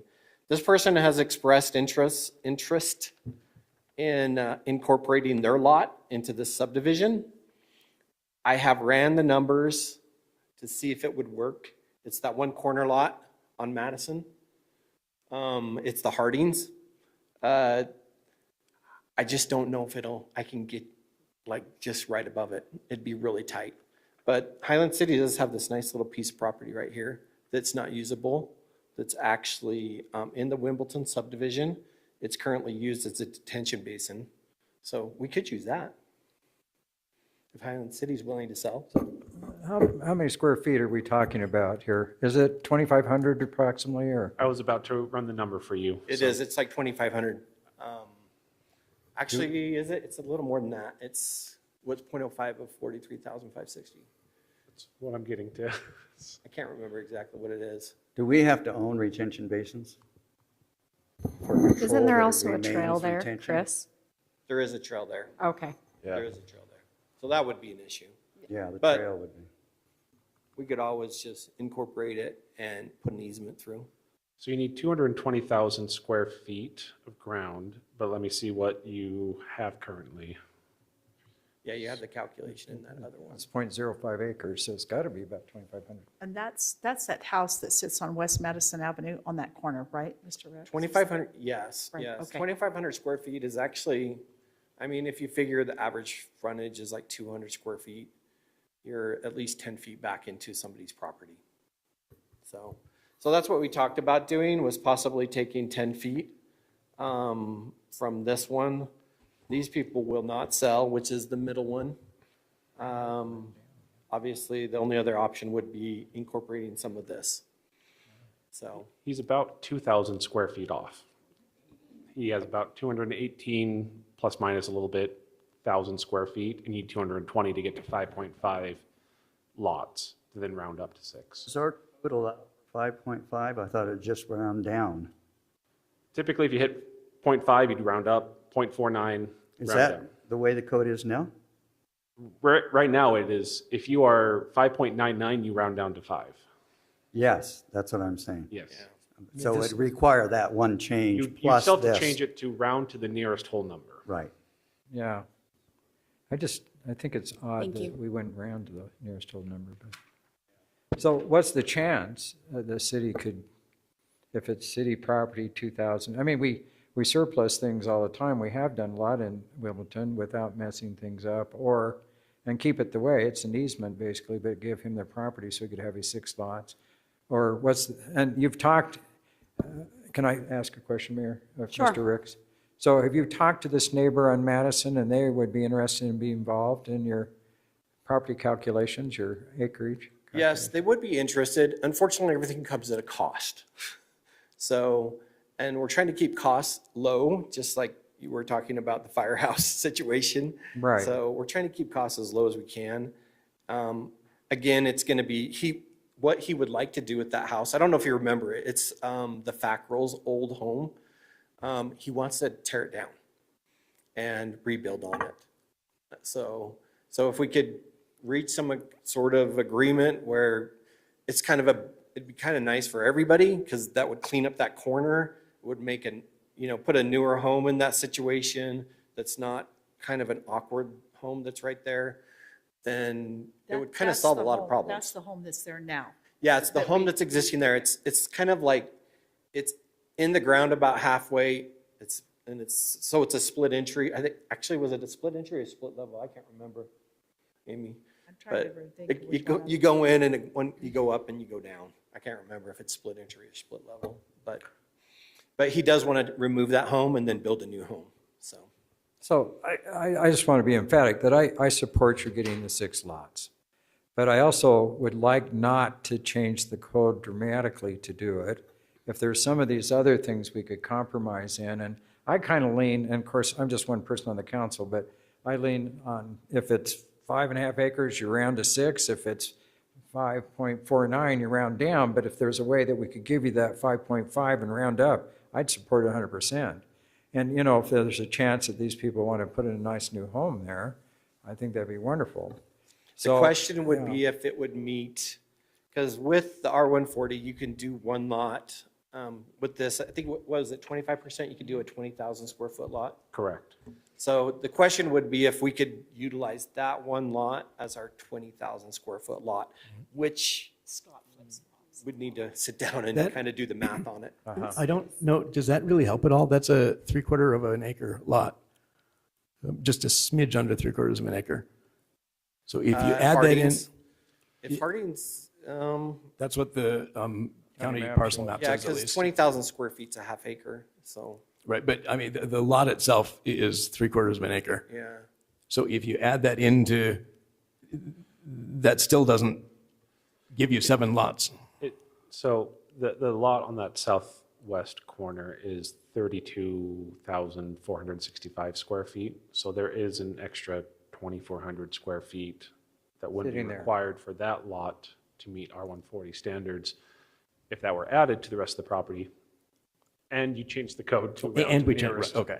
whole I was going to number. say, Just doing that by incorporating itself. that in doesn't, But if you also change it to round to the nearest whole number, then there's just enough square footage to bump it up to 5.5 something and then round up to 6. Sounds like a compromise to but me. you need to round up to 7 Well, to there would be meet 7 what you're lots. doing, We don't you? would have If to- you incorporate We that. still, you're correct, yes, we would. Well, sorry, if we're including that land, then, sorry, probably the better way to do it is you'd have to Yeah, you'd have to sell a little you'd have to do a piece of that. a boundary adjustment, shift the transfer land, shift his lot line down 2,500 square feet, and then go it.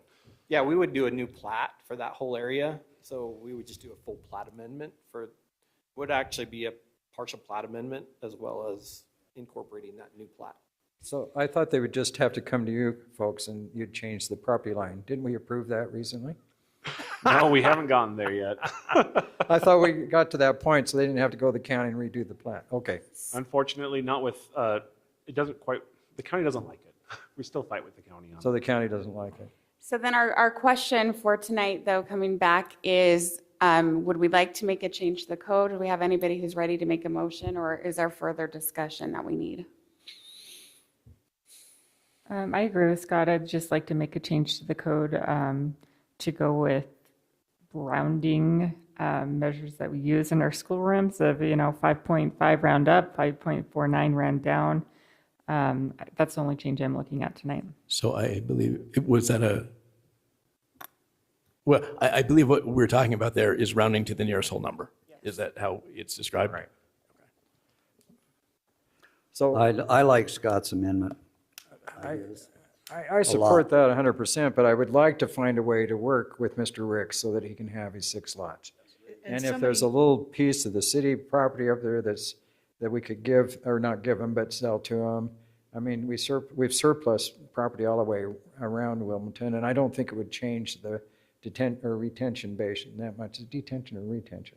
It's one of those basins. Retention. Yeah, retention. So I don't know if there was a way to do it. So can we wait for that to be done before we vote on this? Or? I mean, that would be really a separate, Issue. separate issue conversation to bring from it in. this. Okay. Yeah, this is, I think, the vote will be about whether or not you want to change the way that we round. And then they can have that conversation.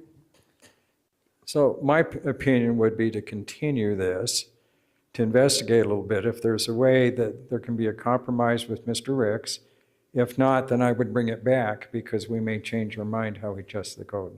I mean, I hate to do it just for one person that's developing, but at the same time, he's off 0.05 acres, 2,000 feet.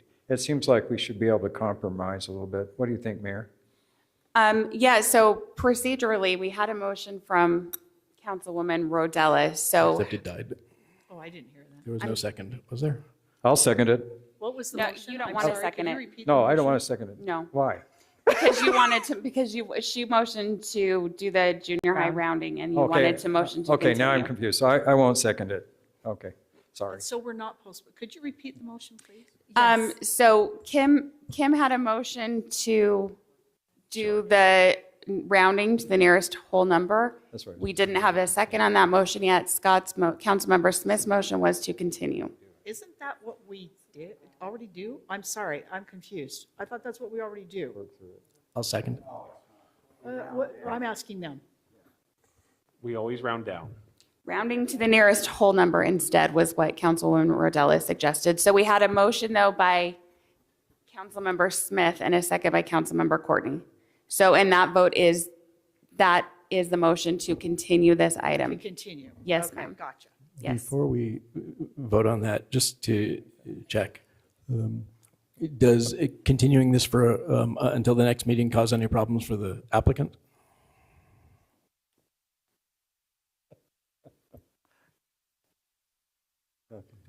Time is money. So the longer we delay this, which it sounds like you've all are using common sense, which I'm very grateful for. So I'm okay with continuing it, because what if we have an understanding that, okay, I can start my preliminary plat approvals and start moving forward with the planning commission, and then we can start doing engineering and whatnot, because we'll still have to do all of those things and to proceed forward. I just don't want to go to the expense of designing 6 lots and then coming back to you guys and you saying, no. Well, And this is my with- motion is to continue it for 2 weeks. And this is with Yeah. the understanding that we try to get that other 2,500 square feet in, Yeah. Or correct? 2,000, So yeah. that helps me, because then I can go approach the Hardings, or we can sit down with and look to see if maybe that detention basin would work. So I'm going to change my motion. I'd like to continue it, but just for 2 weeks. Perfect. So you're going to know the first part of May what the decision is. Right. And again, I I'd like support to your. I'd like to amend that a little bit, that we can continue for 2 weeks with the understanding that we are going to try to get the 2,500 square feet in. Okay? I guess my question is, We've all made motions. Yeah. how many people have made motions? I guess my Everybody but question is, Councilmember Campbell. would it be preferable to make a motion tonight to change it to round to the nearest whole number? And that would give you a little bit more ease of mind in order to be going in and having discussions with others. Is that something that needs to be done tonight? Because that's something I want to see across the board, not just in this instance, but across the board. So I'd prefer to do that tonight. It makes me anxious to have you plan on anything, assuming that we will make a certain decision. I mean, obviously, Not that we're not always consistent. I have to put almost $3 million down on this property on May 6th. So I would like to know before I do that. So now, I'm not sure what we do, because we then- had a motion by Councilmember Smith Second. that was seconded, but then, So I think the appropriate thing now is to take a vote on I that feel like motion. Stephanie needs to say something. so the motion that we have in front of us is the motion from Councilmember Smith that we postpone the vote for 2 weeks. 2 weeks, and that was seconded by Councilmember Courtney. And we need to vote on that, I believe. Yeah, since it's been moved and seconded, that we need to vote. If folks would prefer to make a decision tonight, the right answer is to vote down the. Yes, that's correct. So this motion is to continue for 2 weeks. If you would prefer to come back to Councilwoman Rodella's motion to round to the nearest whole number, that would mean you're voting no on this item. Can I make a comment? Yeah. So I support Councilwoman Rodell 100%. I mean, I think it should be rounded up or down, but if we vote to round up, then that basically says you can only have 5 lots. That's why I wanted to continue it for 2 weeks to see if there was some way to work through it before we change the whole code. Isn't that right? Am I mistaken? I mean, so we're voting to round it to the nearest whole number. I am saying, even if we continued it for 2 weeks, I wouldn't feel comfortable going more than that rounding wise. So I think then it comes down to, we have to figure out, outside of changing the code, of how he can make it work, whether it's looking at other city property, other homeowners' properties, and that's something that is completely separate from what we're doing right now. I don't know if that makes sense to you. No, it makes sense. Well, maybe we should just vote and then we can decide. Let's try that. So we'll go ahead. So we're voting on Dr. Smith's motion to continue. So if you would. Correct. We are voting, right now we are voting on Councilmember Smith's motion To continue for 2 to continue weeks. for 2 weeks. You can have a seat. Thank you. Thanks. And then depending on what happens with that motion, we can entertain a second motion.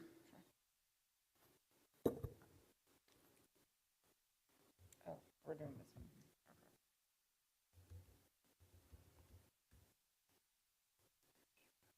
So again, Brittany, what this is on the electronic is that we're voting on the full text amendment. We're just voting on. So Ignore the text there for right now. What we're voting on right now is Councilmember Smith's motion to Okay, continue. I just want to make that really clear. Yes.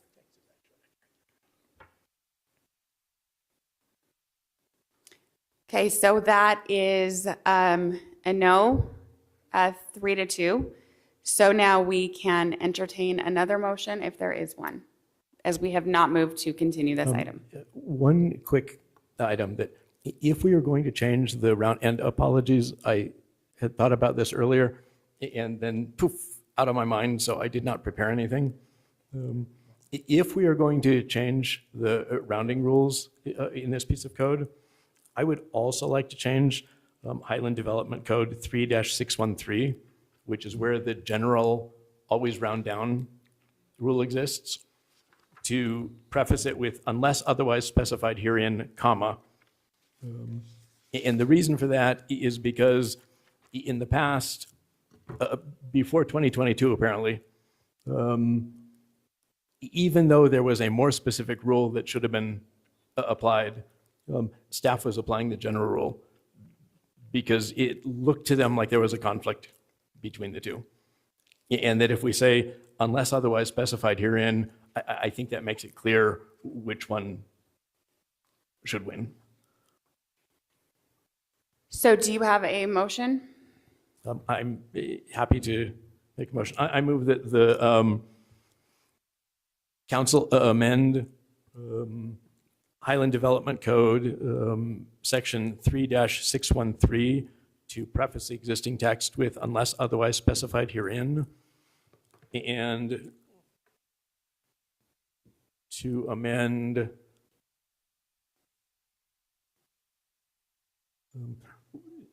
does someone have the, oh, never mind, there we go.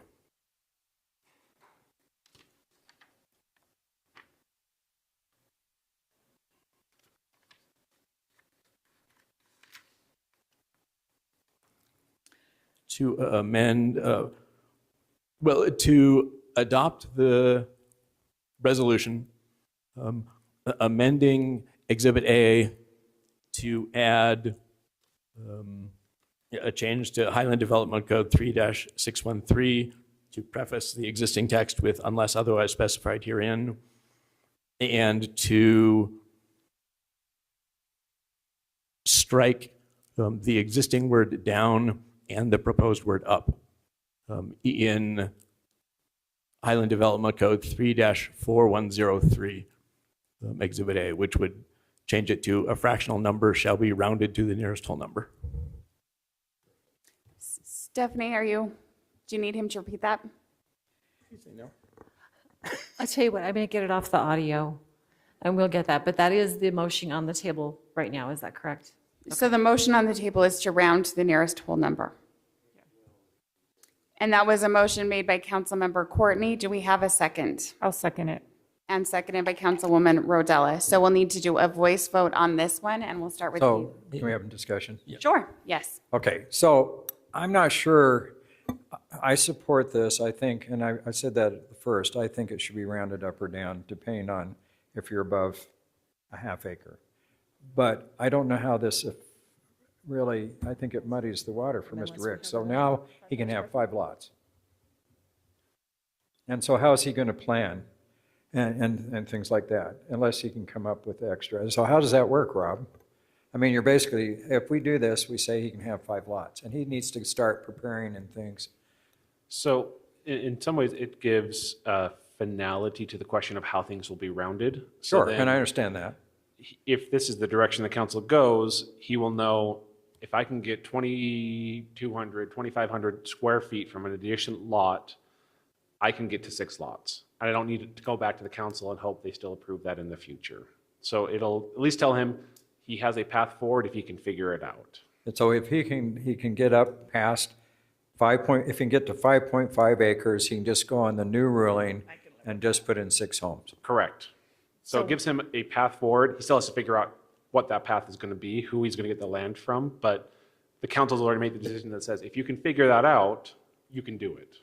So is there any potential that the city, on that open space on that corner that's not used, that we could sell him a little piece of that? Because we've surplused a lot of property in Wimbledon. I mean, the council can always sell property. There is a trail there, and the area outside of the trail is only like maybe 600-700 square feet. So unless you're going to reroute the trail, which then requires rerouting the detention basin and kind of a lot more work, there's not quite enough room on the corner of the city property to get there. Does that work for the developer or for the city, please? I'm just saying for the city-wise, if the goal is to keep the trail and detention basin intact in some way, there's not enough land outside of that to sell to him to make it work. But he basically just needs the land to make his development to work, right?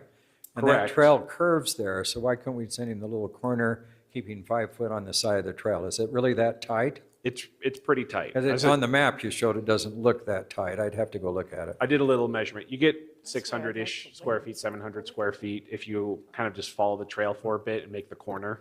So there's an option that if the goal is to sell the city's property to make it work, you would have to be either give up the trail and part of the detention basin or figure out some way of rerouting that. And would we not also, theoretically, I'm not arguing that this is a good choice for us to do, but would we not have the option of selling property and putting a really hefty easement on the top of it? That is possible, yes. So that would be something that the applicant would just need to work out with the city. If we did the easement, we'd be able to keep the retention pond and the trail exactly where it is. It was just an easement that says he can't touch it. He can own it, but he can't touch it. Nor does he want to. Yes, Right. you can do that. Staff's preference is always to not have our facilities on easements on private property. It always creates problems for maintenance of our trails and access to our detention basins. But ultimately, this is city property, and the council's decision will. I would just say that partially because this has been a contentious area in the past, that just realize if you're making a decision to sell it to one person, you're probably going to have to entertain conversations to sell other pieces as well. And just to be clear, I am probably not in favor of selling the city property any more than I am of selling any other city property. But just discussing what the options for the council are. And I think I'm Is there in the any- distinct minority in being very unwilling to sell city property, so. So we So- have a motion with a second. Oh, did you want to? I do. So Doug's motion is that round to the nearest, correct, Doug? To the nearest whole number. Yeah, the text would, So if we don't sell the property to him, or he doesn't have access to it, whether it's sold or not, it really doesn't help Mr. Ricks. unless he can get access to the roughly 2,500 square feet that he needs from the 2,500 property to the from south. somewhere. Yeah. Okay, gotcha. So I feel like that just gets him one step closer to being able to attain slightly more property somewhere else. I mean, we're trying to do our part to help him, but there also has to, do his part. So we've got our motion and our second. Is there any other discussion? Are we ready for a vote? Of course I have more Seconded discussion. it? Perfect. Who seconded that, please? Kim did. Councilwoman Rodella did. Yes. So, yeah, I understand what Rod was saying about we don't want a public trail and different things on somebody else's and have any easements, but you know what? I have a 30-foot easement from the Central Utah Water Project along the back of my house, and somehow I've lived with it for 37 years. And so sometimes we're going to have easements. I'm just trying to find a way to make this work. Because I think this is a real unique thing. I mean, if he had 5.1 acres, it'd be different, but he's just there. And it just seems like we should help make it work, because I just think we need to help our citizens, but at the same time, we want to preserve our code and the open space feel and all that stuff. So that's kind of where I'm coming from. And I agree with that. I am really trying to help here as much as possible. I am not for selling city property, however, to necessarily make it work, but having an access to it to count it. I don't even know if I'm saying legal stuff, but that's. I mean, where you I'm can at. always incorporate into the city code that it's the ultimate decision of the city council. And in unique situations like this, where it's so just like a fraction, you can say the city council can, and planning commission can vote otherwise. within .05. Okay. All right. Do we have any further discussion, or I think we've Yes. had a lot of discussion? I have one more. Yes, go ahead. Just so we're clear, if we don't pass this, he's going to need about 24,000 square feet. If we pass this, he'll need 2,500 square feet. Correct. That is closer and gives him more options than if we don't pass this. And ultimately, the question before us tonight is the rounding discussion. It's not where we'll get the property. That will come. And I would really like to hear the motion one more time. I know that's been seconded, but I'd really like to Well, hear we've that one muddied the more water time, quite a please. bit. Yeah. Sorry, Doug. To adopt the resolution in the agenda packet with the following changes to Exhibit A. First of all, to amend Highland Development Code, Section 3-613, to preface the existing text with "unless otherwise specified," comma, which I will come back to that in a moment. And to change Highland Development Code 3-4103 to strike both the current word "down" and the proposed word "up." That is the motion. Let me just read what that would result in things being. That the first section that I talked about is the fractional numbers code, and it would read, "Unless otherwise specified herein, any computation or measurement resulting in a fractional number shall be rounded down to the next smaller whole number," because we're adding in the "unless otherwise specified herein" text. And the rest of it is already there. And then the area and width requirements in R140, Section 3-4103. The interesting sentence would read, "In determining number of lots, a fractional number shall be rounded to the nearest whole number." Okay, so we have that motion by Councilmember Courtney and the second by Councilwoman Rodella. Stephanie, are you good? Ish? Perfect. Then let's move ahead to a roll call vote, and we'll start with you, Councilmember Courtney. Yes. Mr. Campbell? Yes. Councilmember Rice? Yes. Yes. And Councilmember Smith? Yes. And that passes 5-0. Thank you for coming. You're welcome to stay. Well, We're a lot of fun. Hopefully we can make this work too. Yeah. Yeah. I hope you see that was the intent.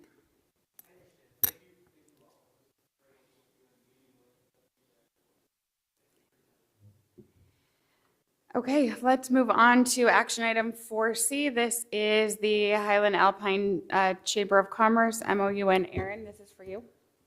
This is, Madam Mayor. So as a reminder, recently, City Council approved joining the Chamber of Commerce so long as we were able to work out an MOU between the two groups. So Chamber sent over an MOU. Rob and I suggested some changes, sent it back to them, and they were okay with those changes. We committed to doing a $2,500 membership fee, and this MOU would not change that at all. What the Chamber would commit to on the next slide is providing us with some, they called it the welcome wagon, right? Some materials that we would hand out to new residents when they come in to sign up with utilities. It allows us to participate in the city luncheons that they put on, or not city lunches, excuse me, the Chamber luncheons. It reiterates the fact that we would get a city-appointed board seat on the Chamber's board. They'll advertise sponsorship opportunities from the city to their members and educate their members about our business regulations and provide us some feedback on where do businesses need help in the city. As far as what the city commits to, on the next slide, we would commit to providing them that information, right, about our sponsorship packages and here's the business regulations our businesses need to follow. We would hand out those materials from the welcome wagon. We'd provide space in our newsletter so long as we did have that space. And then, again, pay that $2,500 annual fee. And I think that was, can you go to the next slide? I think that was it. Oh, we did put some limitations in there just to make sure that we are on the same page about some things. So the chamber can't use any city materials, resources, our building, staff, volunteers, youth council, anything like that, unless the city agrees to it. So it's not necessarily something they can automatically do. It's something that we would have to discuss with them. And just a limitation, just a reminder, the chamber doesn't officially represent the city. It's an organization that the city wants to be a part in because we see it as beneficial, but it doesn't officially represent the city as an organization. Happy to answer any questions on this one. In kind of reviewing in the document, I'd say one last thing to say is we felt like we would love a bit more specificity in the future. Maybe that's something we continue to review on an annual or every other year type of a basis with them. I know the chamber's just working on getting really up and going, and they've got a lot of momentum behind them. And I think a lot of things are still to be determined, right? And that's kind of how I felt this document was, is there's some vagueness there, but I think it's because the chamber is, still in a very preliminary, albeit excited preliminary stage, let's say. Is that it? Yes, ma'am. Perfect. Councilwoman Rice, do you have any comments or anything to add? First of all, I'm really excited about this. So we invite you to follow us on our Facebook page. I know that the question to me was, the city doesn't want us to do the welcome wagon thing with, from your files or anything. It's more of a concern of privacy. I don't know if we can actually share addresses. It's fine. No, and I'm not asking. It's been a little funny how I do that because I go knock on doors, which I'm really good at.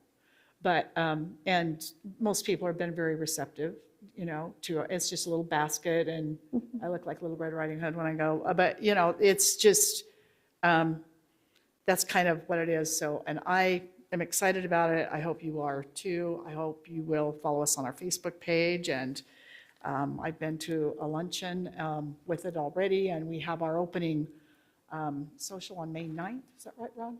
May 9th, which we hope you'll come to if you so desire. But it's moving forward, and I'm really excited that Alpine decided to join us. So that was, we weren't too sure about that, but it's been a lot of hard work, but that's where I'm at. So that's all I have to say, I think. Councilwoman Rodella, questions on the MOU? No, I'm excited about it as well. Do you think that we could receive communication on events that the chamber has so that we can know opportunities to be involved in it? Are you addressing it to me? Yeah. Oh, yeah, absolutely. Because I know American Fork was really good about that, of inviting us, making sure we are aware of all of their events. And I think Rob couldn't be here tonight. He wanted you to know that he was sorry about that, but absolutely. And I'm pretty good about letting people know, probably to a point of overstepping sometimes, of letting everybody know, but you're always invited to everything. So yeah, including our luncheons. Councilmember Smith. So I'm excited about the chamber too, and I really appreciate the work that's been done by members of the council to kind of get this established, and Rob Crowley.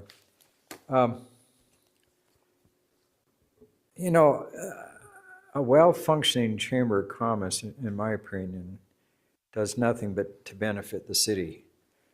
And certainly it's going to help generate more direct sales tax. So I can understand putting some restrictions on certain things that the chamber can do, but the way this is written, the chamber will not direct the use or allocation of city resources. Does that mean they can't use the park? I mean, what does it mean? I mean, it sounds kind of restrictive. So we want them to kind of get out there and advocate for the city and help generate more direct sales tax, but we're going to do everything we can to kind of inhibit it a little bit. It seems a little restrictive. I mean, the city as a whole can't really promote businesses, but what we want to do is, I think, be very cooperative. And so, the welcome wagon idea is great. Let people know what businesses we have in Highland, but we've just said, well, we can't tell them anybody that moved in. It's kind of like, it's kind of like Well, and can if we I shoot can, ourselves in the foot in spite of things. I don't know. and I appreciate that, Scott. I have to tell you, it's been a little, I have to drive around a lot, which is to see where the new neighborhoods are, and I knock on doors and say, hey, would you like a basket type thing. So I'm not, So how does the chamber find out, though, other than you driving around, about I don't new know. people? It's a good question. And we're not trying to be difficult because we absolutely want the chamber to succeed as well. The state, as you know, has been very restrictive, especially lately, about privacy and what we can and can't share. And so our concern is more, we don't think the state privacy rules allow us to share address data outside of our organization. And so the chamber is outside of our organization. One possibility that comes to mind is that if that is something that we were very much interested in sharing, could we potentially take the chamber's welcome wagon person and do some sort of consulting agreement like we do with Kurt?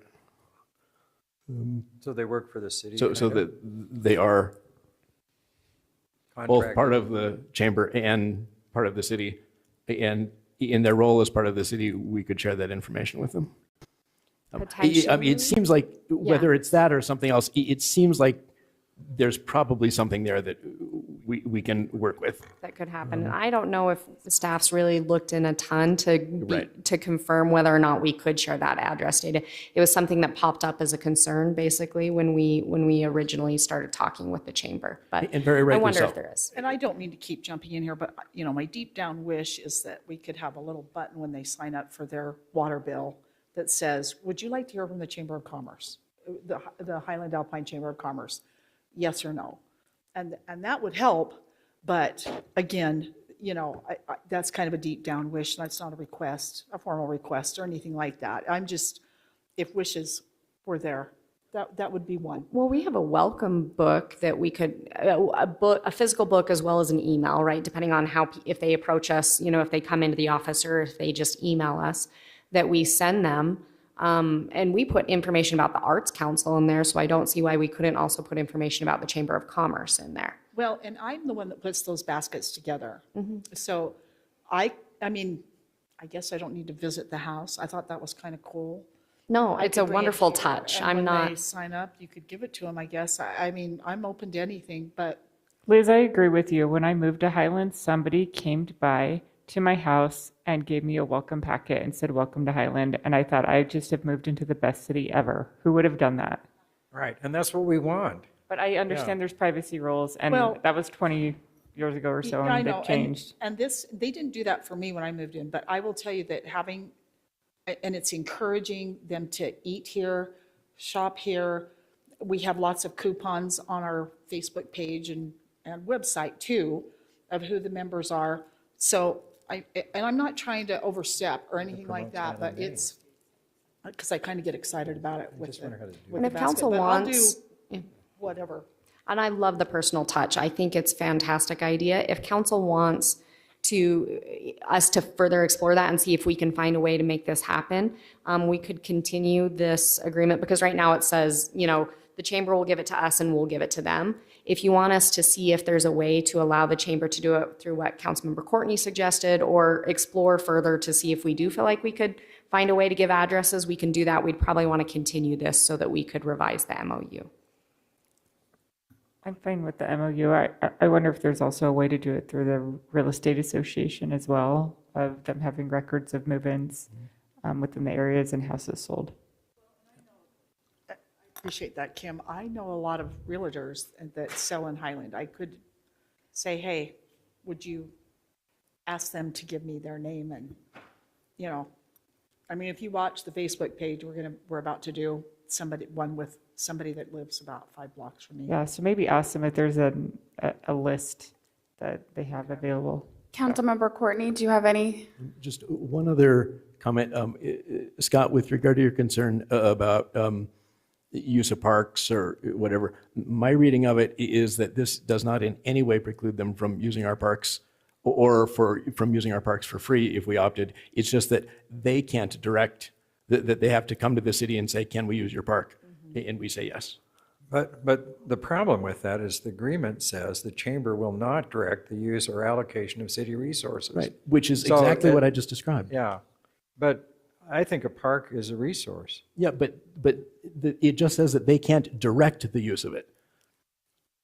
They have to come to us and say, we would like to use it, and we say yes, and then they can use it, rather than them saying, and now we're going to use your park. So they can't, or, I mean, when we were talking about resources, we were thinking about things like, specifically the ones we listed, buildings or staff time, right?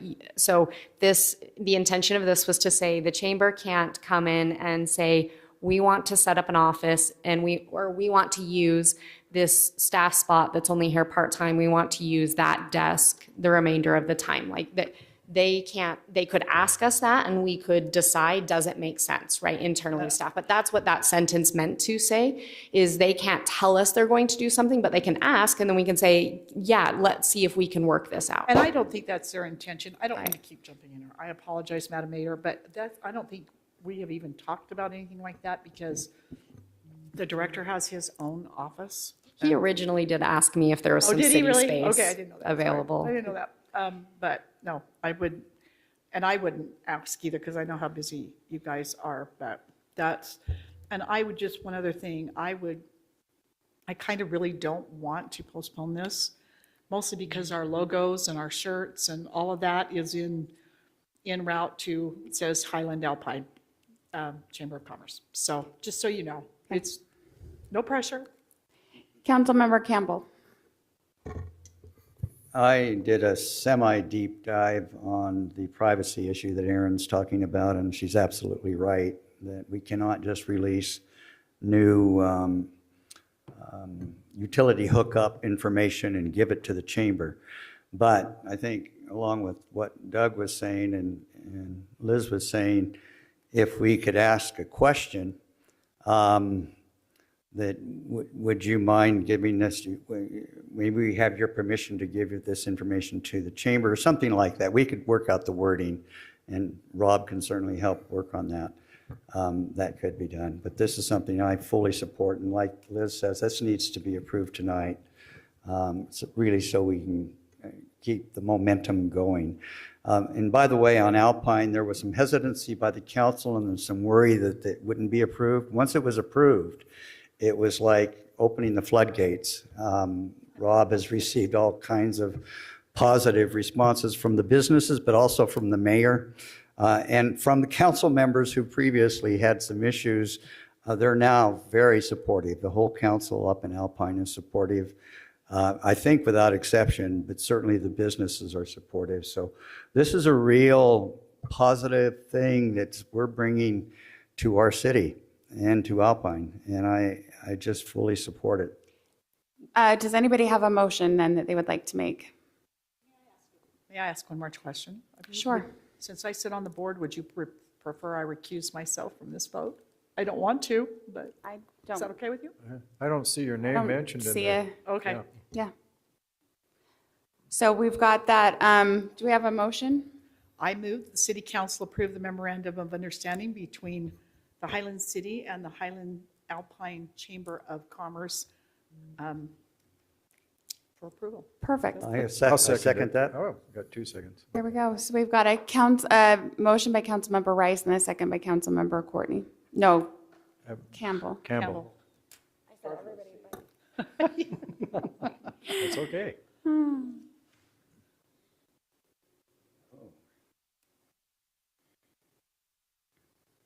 Oh, I guess we get a vote, don't we?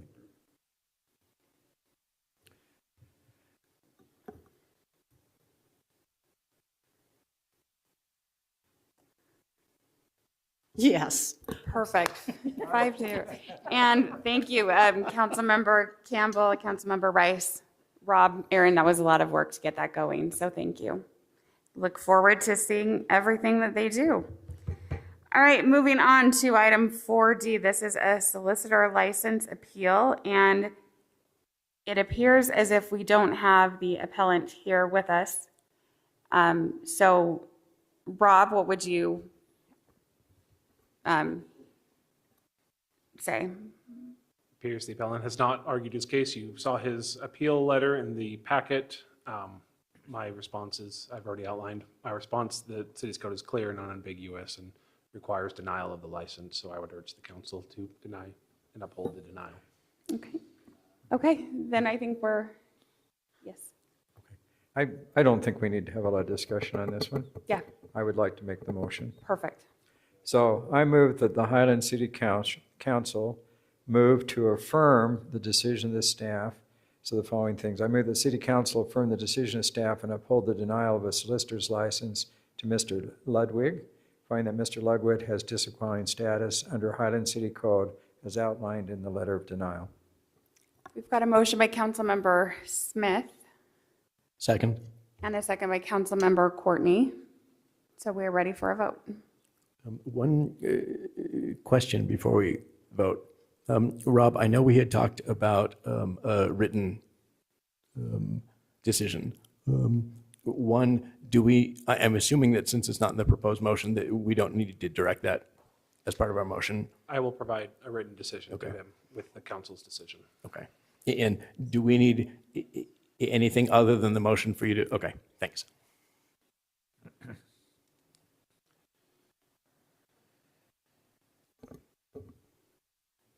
Okay, 5-0, thank you. Erin, on to Lone Peak Public Safety. All right. Mayor and council, so the interlocal agreement for Lone Peak requires that the individual cities approve the Lone Peak budget, as well as the board itself when it reaches above the average property tax increase of the cities. And historically, that has always happened, and so we just bring this to you. Will you go to the next slide for me?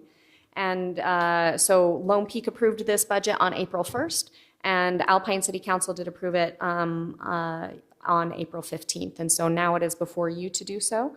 Next slide, please.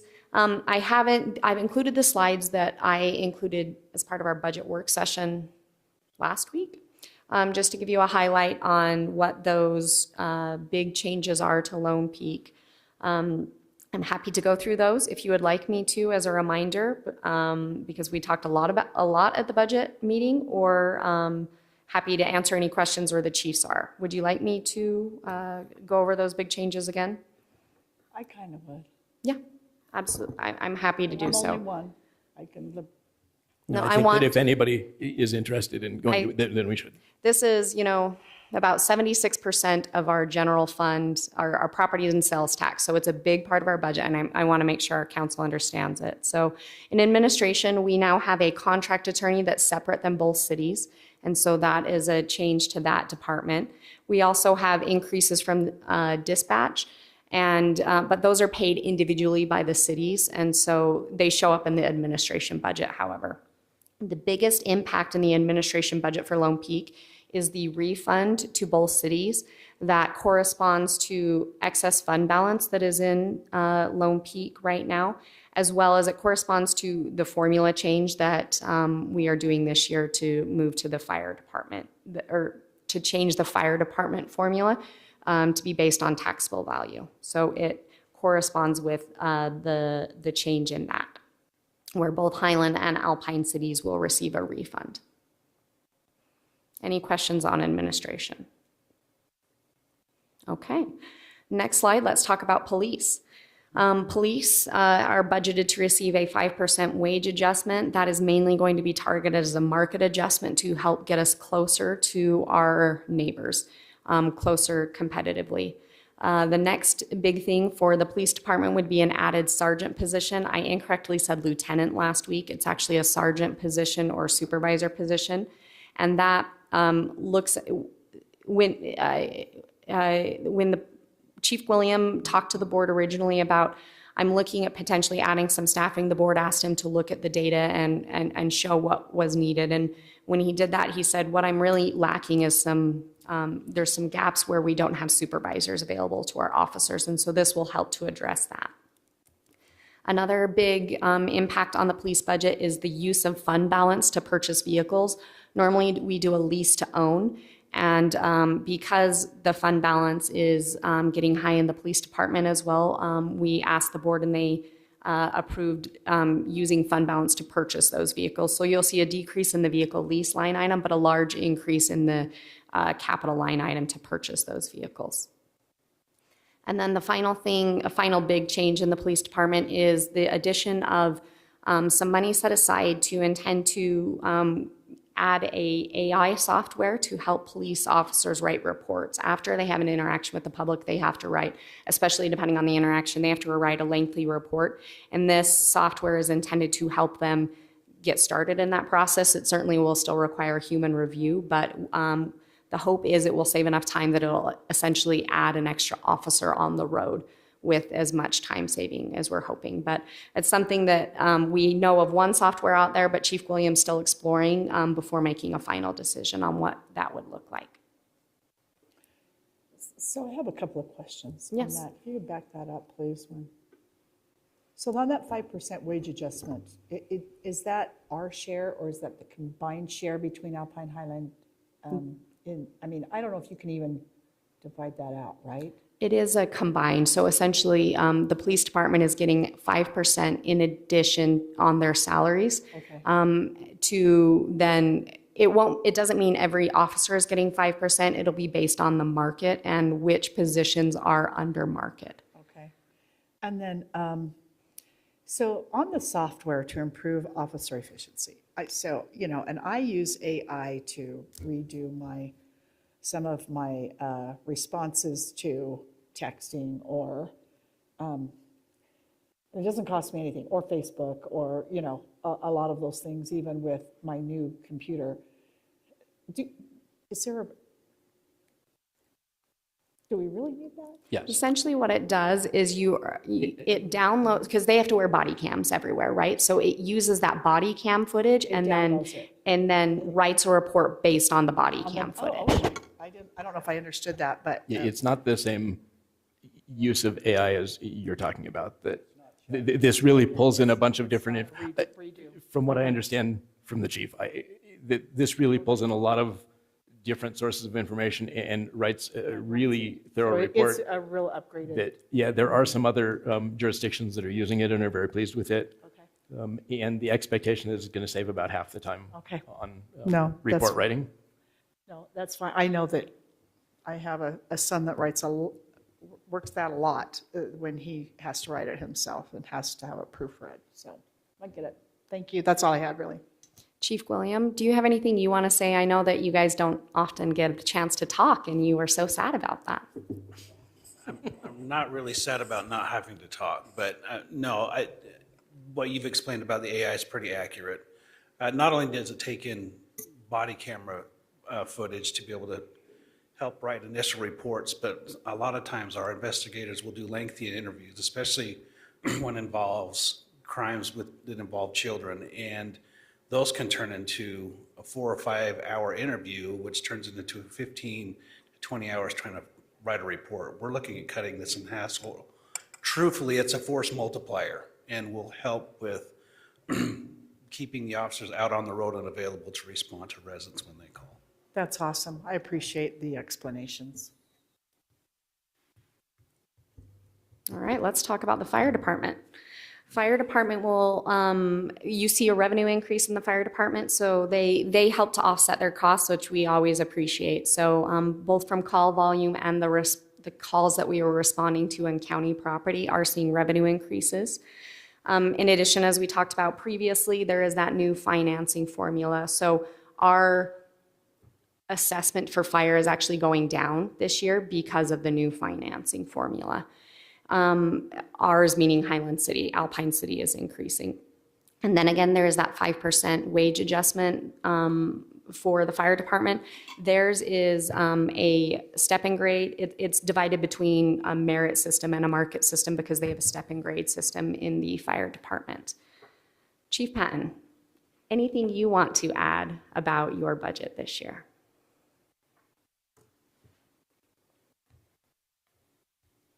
Don't make me regret offering you the mic. No, I just appreciate all the work. So, huh? Lay it on me. Say it. I know you want to say it. Say it.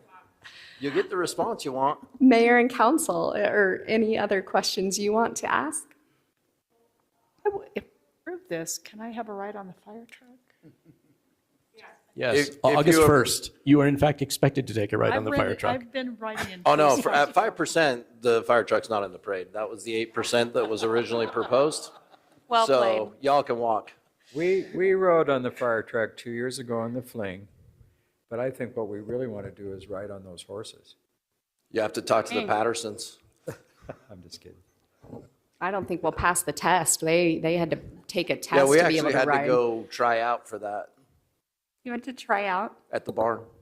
We had to go show that we knew how to not fall off a horse. Hey, my family had 24 horses one time. I can ride a horse. Really? I know it's hard to believe. Yeah. I used to show horses, so. Okay, we're going to. Yep.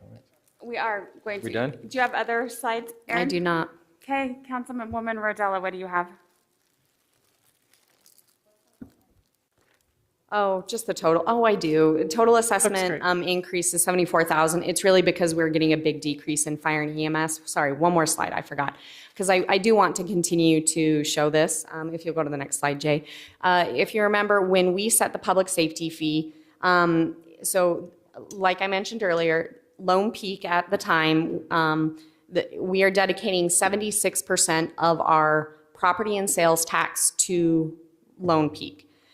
We continue to track that number just to make sure that we are not taking away from other needs in the general fund. So with this budget, we would be at almost 76% of our property and sales tax. So I think we are where we need to be right now. Whether we are in the right place next year will depend on any growth in property and sales tax and what the budget request would be. Thank you. Councilmember Smith. Okay. So I kind of want to preface this because I really appreciate our public safety department, and I think they do a great job and different things. But, you know, I bring this up every year. You know, if you compare with fiscal year 2023, the actuals and what your proposed budget is, and this is for the whole district, but the costs went up almost $6 million. Okay, that's in 4 years. And if you calculate that out, it's up 44%. So the question is can we continue every year to increase our costs and our expenditures by 11%? Now, we had some reserve, which is great, and we're covering some of that. But we've been able to cover this without tax increases other than the roads, the safety fee that we put in. We've been able to do it because there's been growth of sales tax and growth of property tax. But the property tax only grows by growth. And as we build out, I'm not sure how we're going to continue to sustain 11% every year.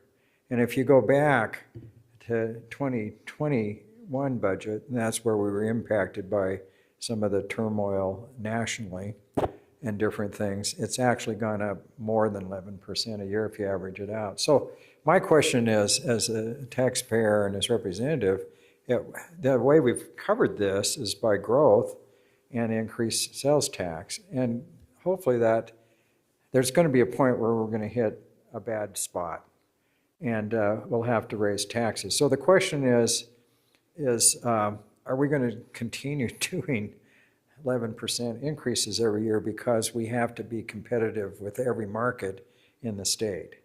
And I just kind of struggle with it because our revenue's not growing that fast. I think we decided sales tax and property tax is going to increase 3% this year. And this is 76% of our general fund. You know, so hopefully, if we get the new zip code, it'll make a big difference in sales tax. I hope so. But I just think we need to, at some point, kind of decide Where are we going to find the balance? I hope that makes sense. I just kind of worry about this, how are we going to cover it? It is a concern because I care about our fire and police officers, right? And those departments, but I also care about parks, right? And I care about the other things that the council has prioritized in the general fund and wanting to make sure that they are not getting squeezed out. It is such a struggle with public safety to look around and to see that we are continuing to be behind the market even though we are doing 5% and other increases. It's really frustrating and exhausting to continue to have these big wage conversations. That being said, I am nervous about getting far behind, about continuing to get too far behind our neighbors, because I wonder what that will do in terms of, are we going to be able to keep our staff, right? When we look at other neighboring entities who are opening new stations and are recruiting, we already lost one captain to Saratoga Springs. It's possible we could lose another. That city is opening up new stations. It's possible we could lose some of our employees. When we look at what we compare to entities that are surrounding us. Basically, we look at Utah County and bordering Salt Lake County. I don't think it's appropriate for us to shoot for, high above average by any means. I don't think that's appropriate for us as a district when we consider everything, but I do feel like it is appropriate for us to shoot for average. There's a lot of pros to working for Lone Peak in that we have a different clientele than other cities do, right? And we have a very safe city, right, in a lot of ways. And we're not doing transports to hospitals at this point. And we have a lower call volume, although it's increasing. But there's some negatives to working for Lone Peak in that you have a very dangerous area because of the wildland risk and the large homes that are here. And some people really want more calls, right, because they want to be out and going. And there's not a lot of room for growth when you are working for a smaller department. So there's pros and cons to working for our department. I will say the chiefs have built in a fantastic culture, and that's a big pro. And I think that keeps people here. It's a big reason why people stay here when they could go to other agencies and make more money. And so staff is going to continue to propose budgets that keep us close to average. And then I guess ultimately it's the council's decision. Do you want to do that, or do you want to risk potentially losing ground? Well, but as a taxpayer, I'd also like to know what your plans are to increase your revenue. Yeah. If, because there's going to be a point where we're not growing that fast and where our sales tax is not keeping up, and then your public safety is taking 100% of your general fund. And I think you brought that up, then you can't do anything else in the city. Absolutely. And so I think we're going to have to find that happy medium. And I'm not proposing a lot of revenue increases other than maybe zip code and stuff, but I just think, can we sustain 11% rise every year on average? And I just don't think so. No, you're absolutely right, Councilmember Smith. We can't every year. We've been able to because of growth so far, but who knows how long that will last until we have to have some conversations about public safety fee or property tax increases if you want to keep funding Lone Peak. Right. So we don't have to do that this year, but. No. Anything else? Thank goodness not, right? No, I'm good with it. I think it's an important discussion, and I appreciate the attention to it. Are you done? I mean, are they done? May I say one more thing, please? Am I allowed? Yeah, I was working my way down to you, but we can. Oh, sorry. No, Go you're ahead. good. Whoever's next, take it up. Did you have anything? No, I don't think I have anything other than what we've already covered. Councilmember Campbell? Yeah, I would like to say I agree with Scott's concern. I do believe that time is coming. We're being built out. I am hopeful that the zip code will bring us some revenue. But what I don't see on this chart is the total budget. So I assume it's the total of the total taxes plus the total of the public fee, which is $7,000, $8,000, $9,000. Is that right? Or $9 million? So what this, and you know what, we have too many columns on here. I should simplify this. It We is do a take lot. into account the public's, oh, why can't I draw? We do take into account, this is how much we're gonna get from public safety fee. Right. Here's what they assess. And so when we look at that, this is what, when you subtract this, or sorry, the $1 million from the public safety fee versus the $6 million we have to pay into, $5 million, I'm just rounding, is what needs to be covered by our sales and property tax dollars. Okay. And then, okay, so if $5 million of our almost $7 million, that's 76% of our sales taxes and property taxes. Right. Okay, the only other question, I didn't think to ask it at the time, but on the police, the 5% increase, is that both merit and performance or market, I mean? Or is it just market? It's strictly market. Just strict, so you don't have a merit matrix like the fire department has? No, Okay. we don't. So I'm not going to bore you with too many details. Being in this position for the length of time I've been in, I've put together 2 step-in grades similar to what the fire has done, not quite as comprehensive. And each time that I've done that, 2 years later, they've been scrapped because they weren't not able to afford them. So Yeah. I stopped doing them. But we will go back to that next year. I've been asked to put one together for next year's. But this year it's just market adjustment? Correct. Okay. Yeah, and I obviously support it. We're not going to compromise public safety by any stretch. But we still have to cover parks, we still have to do the other things. So looking ahead and being creative, I think that's our job. And the board itself, I hope, gives us some recommendations on what we can do. Councilmember Rice.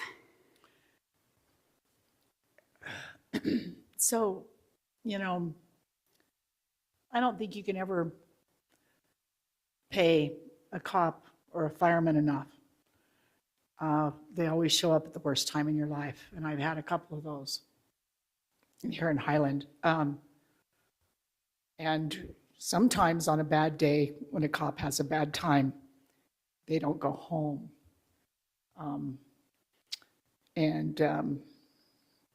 The whole family sometimes suffers in many ways. So you need to understand that even if it requires a property tax increase, I would go with that because I think that they are worth it. And you need to understand that they are always needed by everybody. I don't want to lose the amazing departments we have at all. I don't want them to go looking at Saratoga Springs or wherever, Lehigh. I think we'll cover this tomorrow, and I don't want to really get into it now. We don't need to because we're on time. A little bit, and I'm a little green still, but I just want them to know, and I want those officers to know. They've shown up a couple of times at my house, and it's always appreciated. My husband died. Like I said, they were the only ones there in the worst time of my life. So if it requires, and I'm really not a property tax increase girl, I don't like it, but they're always worth it. So my questions tomorrow will be more, is it really beneficial to have another small city with us? That's going to be my questioning. Not that I'm opposed to it or anything like that, just so you know, because we're meeting in the morning. So I just want them to know that everybody uses the police and fire at some point in their life. And we have Highland Mains coming on. Hopefully the zip code, it looks very favorable. And I think that Highland Mains and, the chamber's going to promote a lot of business, and I think we're going to see the tax revenue come up a little bit. So I'm very optimistic about that. But if we need to increase the property tax, then, and I have been questioning people for the last week on a variety of things. I'm up to about 100 people on a variety of things, and they are still saying yes, property taxes to police and fire. Okay, that's all I had. Thank you. Thank you, and I appreciate it, Councilmember Smith. I think you make such a good point, and I think that we need to really be proactive in planning what we're going to do. Right. I also want to say I've really appreciated this year the conversation. I feel like we had a great discussion, and in talking to the other mayors, it's been interesting to me. You know, they are paying more and they are doing these increases. And I think to Chief Williams, it's hard to give somebody a merit increase if you're not up to market yet. I think it's difficult. So I appreciate the conversations that we've had, and I do worry about losing people when I see what the other cities are going to do. And I think that, you know, I was here a few years ago when the fire department was much different than it is now. And it makes a huge difference. I think the morale and the way that things are in both our police and fire, it's a huge credit to the chiefs, and it's much appreciated, and I've appreciated the conversation this year, so thank you. Okay, anybody else, questions or comments, concerns, or motions I would even take? Madam Mayor? Go for it. I move the City Council approve the Lone Peak Public Safety District fiscal year 2026-27 tentative budget that was adopted by the Lone Peak Public Safety District Board on April 1st, 2026. Second. So motion by Councilmember Rice and the second by Councilmember Courtney, and then we can head to a vote.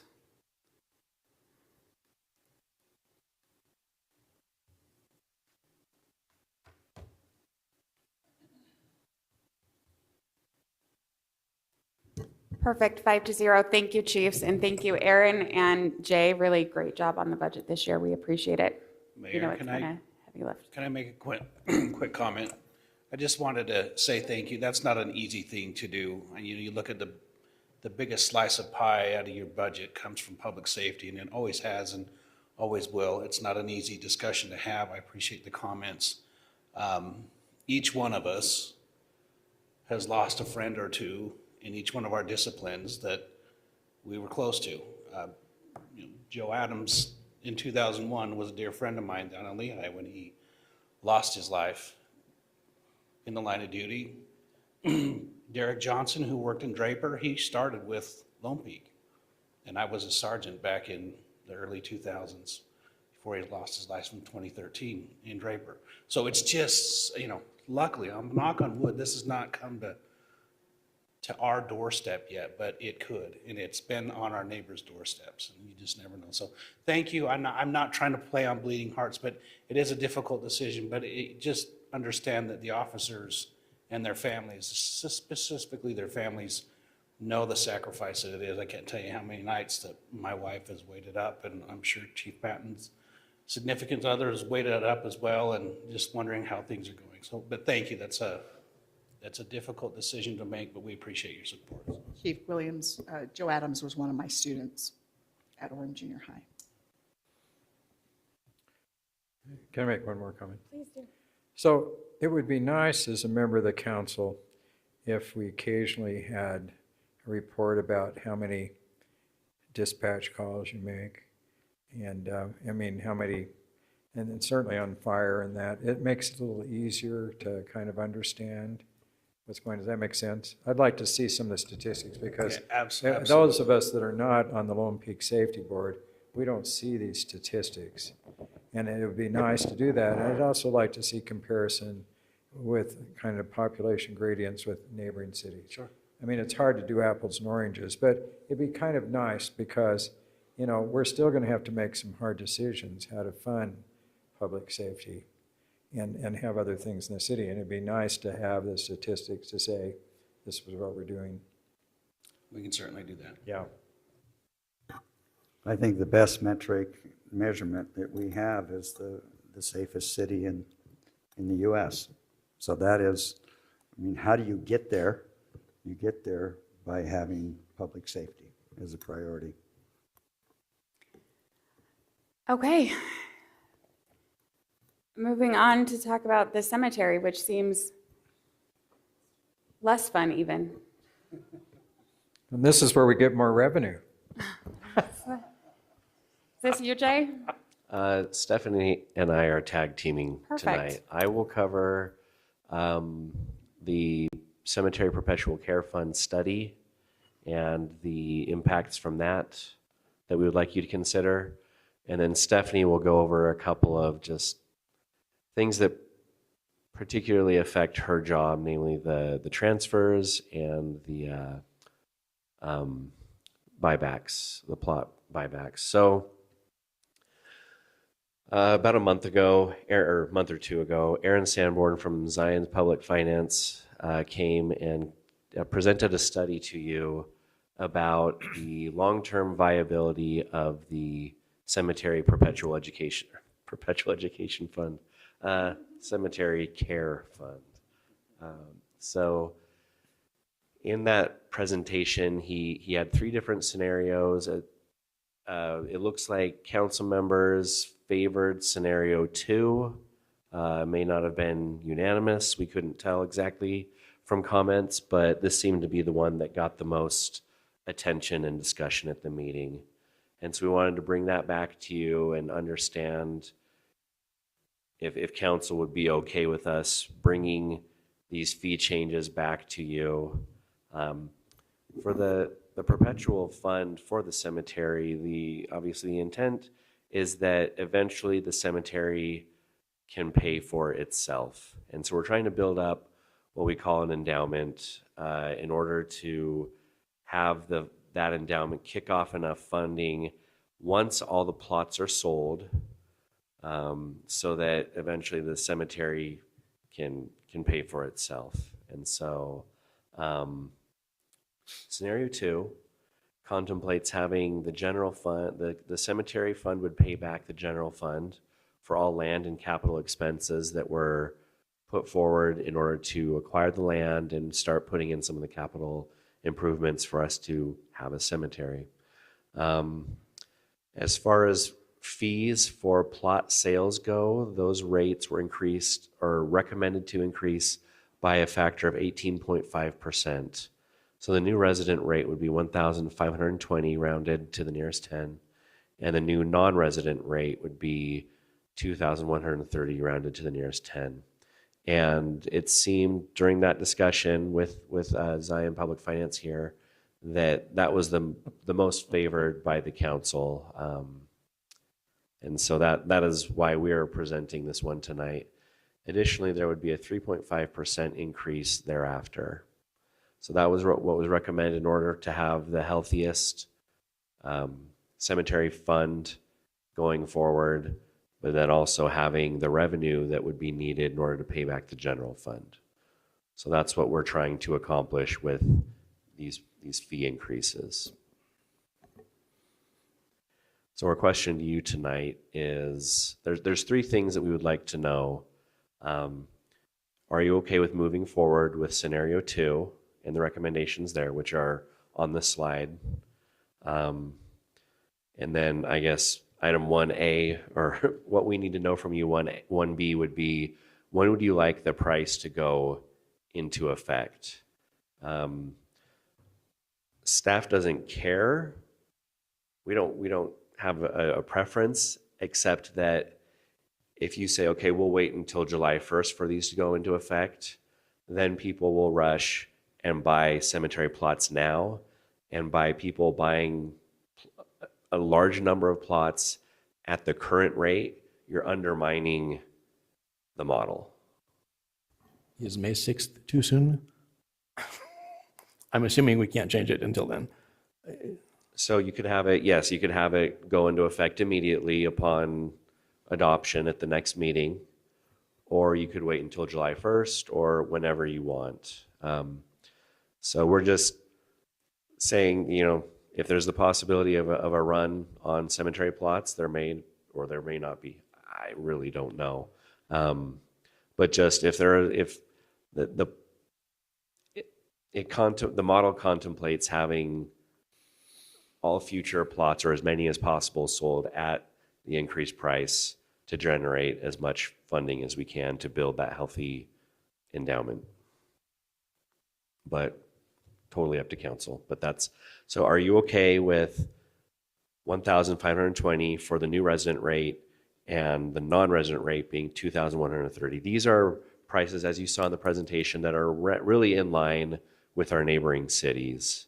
And Stephanie has put a lot of effort into looking into, what does American Fork charge, what does Lehigh do, so that we can know that we're not too far out of step. But right now, we are quite far below our neighbors. And so this is really, you could look at it as truing up our fees. Is this for questions? Can we do questions right now, or would you like me to wait? Did you have more to your presentation? For this part, I would like to just have discussion here so that we can treat this part separately, get a decision Perfect. so that we know what to bring back to you. Okay. Yeah, go ahead. So I spent some time with Aaron and with Stephanie, and I appreciate even Jay, I appreciate all your work. I still feel we're low, frankly, from what I've learned from Stephanie, and I'm sure she'll cover that maybe. And she's going to cover the transfer fees, I'm sure here in a moment, but it would, in my opinion, I know it's an advantage to have a resident rate, but to me, it would just save a ton of staff time to just have one expense for the plots without a differentiation between resident versus non-resident. That's probably not a very popular idea, but I think it would save her a lot of time. So, and I think we're way below Alpine if I'm right, if I'm not mistaken. I kind of looked at it, but. The time concern, you are right that because what happens is someone will buy a plot at the resident rate and then give it to their non-resident friend or family member. So the city's losing out on revenue there, but then Stephanie has to go through at least an hour's worth of time in order to file all that paperwork and do all of that. But we do have what happened there? We do have a solution for that, so stay tuned. Although if one rate would definitely eliminate a lot of headaches. So Well, so we kind of covered this. I don't know if Stephanie's going to use me as an example, which is fine if she does. But there's a lot of people that have family plots. And after I pass away, I would highly doubt that my children will be able to afford to stay in Highland. Even my son that lives here now, he probably could not do that. So the transfer thing, and she can explain that better than I am, but it has to be actually in my will with his, he is the executor. People need to understand that. I don't know if that's going to be understandable. So, my family could be buried here because we do have a family plot, several family plots. So I don't know if that makes sense to any of you, but when I'm long gone, then they have to refer back to that. Rob can correct me if I'm wrong, but to get, those people who are not living in Highland buried here. So are you suggesting that we eliminate the 1520 rate and just have the 2130 rate for everyone, or that staff go back and figure out between staff and ZPFI maybe, go back and figure out with a single rate what it would need to be? what the first one you said. Okay. I do not think that 2130 is an unfair rate personally, but that's me. So I actually agree with that. That would be a huge increase to go from somebody who's getting a resident rate currently to the 2130. How much? Looks like it'd be a $900-ish increase. We had about 1,300 right now. Currently, our resident rate is 1,283, so that would be a significant, it would be a significant Almost increase. doubling it. I wonder, to part of what Councilmember Rice was saying, it would certainly simplify things for staff. I wonder, while we wanted to do things one at a time, I wonder if it would actually make sense, Stephanie, to talk about transfers and your thoughts on that, and then council can have all of that information in your mind as you talk about, do you want to have a non-resident and a resident rate? Staff wasn't originally proposing doing away with them, but it is something you certainly can consider and would simplify things. Okay. Thank you, Mayor and Council. Okay, let's talk about our lot transfer fee. And I can't see my screen. Could you please speak into the microphone? Can you hear me now? Is that better? All right. So we're proposing, assuming that we keep a transfer or a resident and a non-resident rate, okay? That's what we're proposing on this. But if you have, currently we have a plot transfer fee of $25 per plot. That is really not covering my time to work with families to transfer plots. We are recommending that we increase that fee to $100 per plot. Why? Because you can see it's taking about an hour of my time to meet with the families. We set up appointments. We have to verify the ownership. We're completing transfer paperwork, which does need to be notarized. So that's another thing that takes a little bit extra time. And then there's a lot of updating records. There's paper records that get scanned, and because we're all digital now, there's the software system that needs to be updated. And then there's the creating of all the new certificates and then finally mailing them out. So it does take quite a bit of time. I did a little bit of research, and you can see below that other cities are around $75, $50, $75 for their transfer fees. Pleasant Grove is kind of an outlier. They have a $50 transfer fee to a family member, but then they charge $500 to transfer to a non-resident. And I think in the next slide that'll make more sense as to why I think they're doing that. But kind of recommended that we change that plot transfer fee. As I was talking to American Fork and Lehigh about this, they were like, American Fork said, we are 75, but we're kind of thinking we want to go to 100. So other cities are kind of looking at increasing their fees, but we are very, very, very low. I don't know of any other city who has a $25 transfer fee. So you can do what you want with that, but just know that we're very, very low on that. Any questions on that plot transfer fee or feedback on that? I think do you have other items as well? I do. Yeah, let's hear it all. Okay, plot transfers. So currently we have the practice of we transfer only to family members. We have to take people at their word on that because we don't know who their families really are. And then we do have the transfer fee of $25 per plot.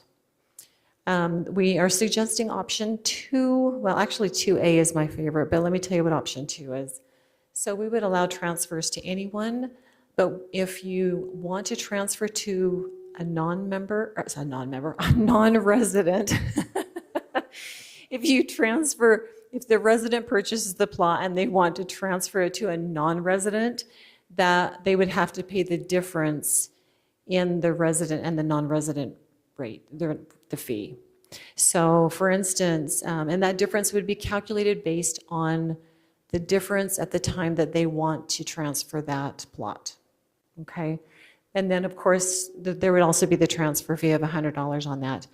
That completely stops the whole gaming the system that I'm seeing a lot of. We're seeing families coming in, and one family member from Highland City will purchase plots for all of their sisters, brothers, aunts, uncles, cousins, and then once I issue the certificate in the Highland City's, the Highland resident's name, within a month or two, they come right back in. We go through that whole process, and it's really time consuming. And then they're selling all those plots to their family members at their resident rate.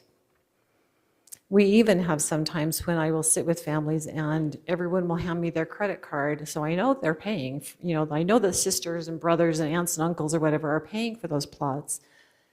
And so you know what's happening. So that is happening a lot. This would create an incentive for the transaction to be done correctly for the correct person the first time around, and would eliminate the need for Stephanie to then go back in and do everybody onesies, twosies for all 20 family members later. Right. Well, and if I just may ask a question, did you add here, I thought we were going to add in the, when they buy, you know, if they want to sell it back to the city. I'll get to that in the next beg your screen. pardon. Yes, that's the next item we're going to talk about here. So that option 2 really does take away the ability for families to kind of game the system a little bit, if you will. I think that that's kind of an important thing to consider. With that, though, as I was looking through this, I have a little bit of angst over that, because I do know that there's a lot of families who have come in and purchased a lot of plots with the intention of having their family use them. So option 2A kind of solves my angst by setting an effective date of this charging the difference between those two, the resident and the non-resident rate, and saying everything going forward, because then I can sit down and I can tell the families, listen, we're happy to sell you 10 plots, but if you decide to transfer them to a non-resident, this is the fee you're going to be charged. And then they know going into it what it's going to be. Everyone in the past that has purchased plots, they wouldn't know that, and that would be a very steep fee for them. And I kind of feel like that option 2A with that effective date as of whenever you decide, if council decides to do this, then that allows us to be very transparent with our residents and our non-residents, and to allow them to use the plots that they have already purchased the way they intended. Now, they would still have that $100 transfer fee or whatever fee council chose. They just wouldn't have to pay that difference. But moving forward, I could explain to them and say, listen, let's just do it right the first time, and that's going to help with our record keeping too. But the transfer fee wouldn't apply if it's in my will, that these are the people that, yes, if my you children, wanted, is designed for my children and their spouses. If you wanted to transfer that plot into another person's name because you've already purchased your plots, then yes, that transfer fee would still apply, but not the difference between the resident and the non-resident. Okay. So that effective date would be based on the date on the certificate. Correct. And and that would be up to council to determine when they want that effective date, if they want that July 1, if they want it May 5th, or whatever you want it to be. Then from that point on, when people come in and they say, we want to purchase plots for my cousin and my aunt and I'll say, that's great, but it's going to cost you this much now, and then your cousin and aunt, they're going to have, when they transfer that, they're going to pay the difference plus the $100. So let's not do that. Let's just have your cousin and your aunt come in and pay the non-resident rate right now, because it'll save them $100 in the long run, or whatever the transfer fee is. Does that make sense? Any questions on that? Stephanie, do you want to clarify the Councilmember Rice's question about future use of her plots if she's passed, and if we're just burying somebody versus changing it in their name? Right. Jay, do you mind flipping forward to the next screen? So thank you. So here are some examples of what I just kind of explained to you.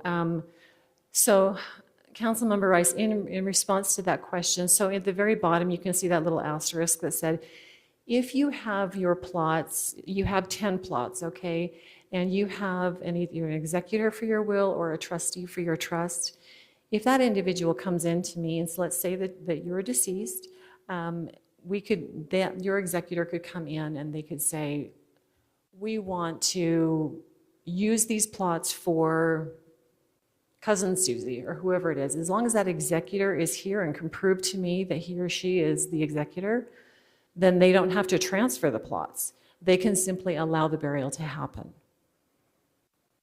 Does that make sense? So when we talk about these different options, let's say John Doe purchases 10 plots for his family. It's previously, he owns those plots, and all of his children live outside Highland City. But because he purchased his plots prior to the effective date, then those family members would only be charged $100 per plot if they wanted to transfer them to non-residents. Or sorry, to transfer them at all, okay? Because that would apply to residents and non-residents.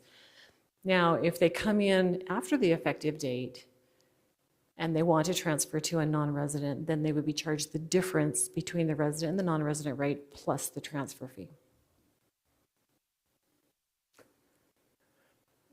Any questions about that? I hope I made that crystal clear. I don't know. I appreciate all your work on this. It's a little confusing in my mind because I bought some plots some years ago, because, and I worry about if my kids, where they're going to get buried or where they can purchase burial plots. And so I always thought it'd be for my family. So, in my will trust, which I'm revising right now, I'll direct it. And I'll have to talk to you because I'm a little confused on this. I just like to make a couple comments, though. I don't think, I think we have to be kind of careful. So Zion's always comes in and does their recommendations. And Zion's recommendations and all these recommending firms is raise your prices way up. Because they did this, I'm on the North Point waste transfer thing, and they came in and they had the supervisor there so wound up, he wanted to propose in the next month or so that we raise all the tipping fees by $4 a city, because they said that you should do it. And I had to kind of push back, and I said, if we have these increments, the money has to come out of people's pockets. And big raises like that are a big thing. And we've just had some huge raises with the sewer and different things. And it's down there, there's no elected officials on that committee, and they just raise it up, raise it up, raise it up. Somebody has to pay that. And so I like to do things incrementally and kind of a bit at a time. And I think changing everything to the non-resident fee and increasing it by $1,000 a plot is a big thing for people who have lived there here in their whole life. And, I just think you do it a little bit at a time. And I like the way we've been raising it. And I've never understood 100% why the cemetery in the next 50 years has to have a perpetual fund to take care of itself. I mean, that's a nice thing, but why do we have to pay for all of it now? So I guess I'm kind of a contrarian on this. I believe in small increments because, if I have a loved one and last year I could get a plot for $1,200 and this year I'm going to have to pay $2,200, as a taxpayer in the city, I'd be pretty upset. And so I think, I don't think it's fair to the taxpayers in the city not to have a non-resident fee, because there's getting to be a lack of plots in Alpine, American Fork, and some of these places. So you've got citizens from other cities coming here and buying them, don't you? Oh, yes. a Yeah, lot. okay, so why wouldn't you charge them more? Because they haven't paid taxes here and lived here. So I'm kind of a little on the other side. I think it's important to raise it up every year and be competitive with the neighbors, but do I want to raise it 20% this year? I have a little trouble with that. Yeah. I don't get a vote in this, but I completely agree with Councilmember Smith. And to me, and Stephanie and I have talked about this before, that cemetery is the most sacred place that we have in the city. And so I feel very uncomfortable. I feel very uncomfortable talking about it as a revenue generator, because I think it plays a more important role than that. And so I feel uncomfortable talking about it as a revenue generator. And I feel uncomfortable making decisions based on simplifying paperwork, because we should do what's right for our residents in what is the most difficult time for them. So do you have other slides, Stephanie? I do. I have one more slide to talk Perfect. to you a little bit about. This is, Hold JD, you on. might advance that for me. Before we get there, I think it actually might be good, because the last one is buybacks, right? Correct. I wonder if it would be good to get all of the feedback on transfers and non-resident versus resident before we shift to buybacks, just to try to distinguish a little bit. Okay. Is that okay, Madam Mayor? Yes, absolutely. Councilwoman Rodella, do you have anything else to add? I just agree with Scott. I am a big believer in resident versus non-resident rate. And also I defer to Stephanie on buybacks. Scott, do you have anything else to add? Well, I don't know about the buybacks thing, but I think I spoke my piece. I agree with the transfer, and I think if somebody's transferring to somebody that doesn't live here, they should pay the non-resident fee. I agree with that. But I just right at this particular time, I think our residents should get a cheaper fee. And I think, I bought more plots because I personally don't think a couple of my kids are ever going to, I don't know. I think they'll just get cremated because I don't know if they can afford to buy a plot. But, I just kind of hate to raise things up too fast. I'd like to do it incrementally. So if that's kind of, I don't know if that gives you a good, clear picture. That's of it. helpful. And I agree. Yeah. Councilmember Courtney, what do you think? Stephanie, am I correct in understanding that part of the impetus behind option 2 or 2A is to eliminate some of that unnecessary time and paperwork, because it removes the incentive to for transfers. Yes, it is. That's a part of it. But the other part is that you're allowing non-residents to purchase those plots at the resident rate. So in a way, it's kind of unfair to the other Highland residents when all the plots are being sold into Non-residents. non-resident rate, Right. into non-residents. So yes, it's a little bit, it's both. Yeah. Right. So would you guess that there would be any significant difference in time and effort to you or whomever is managing this if we went with option 2A versus if we just eliminated a resident fee entirely and just had a resident, non-resident, and just had a single fee? Would you view those as similar, or? I think they would be similar in many ways, just because I think a lot of the transfers that I am doing are for that very reason, that you have residents coming in and purchasing for all their family. So I think that with the transfers that we see that are for, sometimes we have people transfer their plots from one area of the cemetery to another part of the cemetery. It's the same process. I don't see very many of those. That would still be $100. It would, I'm sorry, what was that? That would still be $100. Yeah, Go if ahead. that's the fee that you choose, yes. But the majority that I'm seeing are really for these family situations where you're transferring. And some of them are intentionally that way, and then some of the others are, we bought this plot several years ago and we want to transfer. So either way, but that's what I'm seeing, so. Okay. And the $100 fee, Yes. are we really confident that at $100 we are somewhat more than meeting our costs? And the reason I'm saying somewhat more is because if we are just meeting our costs, then next year or the year after that, we are no longer meeting our costs. And I don't think we want to update it every year. I feel comfortable with the $100 fee.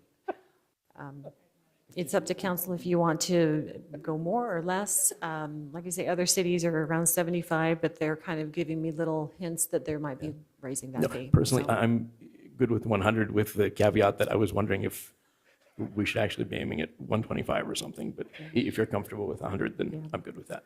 Okay.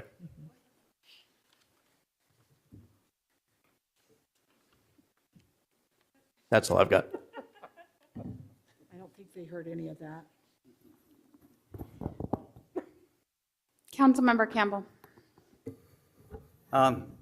First of all, I back off what I said about the single fee. I think maybe it is best to have the two fees and have the residents have a cut, a break on it. But having said that, of the 250 plus cities we have in Utah, only about 100 of them even have cemeteries. It's not typically a city offering.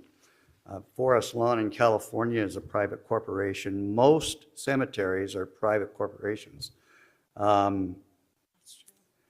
So that means then if we're in the business, I want to be in the business where we're not using tax dollars to subsidize the cemetery. So the idea that we have this fund and that it could be self-sustaining and not require tax revenue to run it, that's important to me.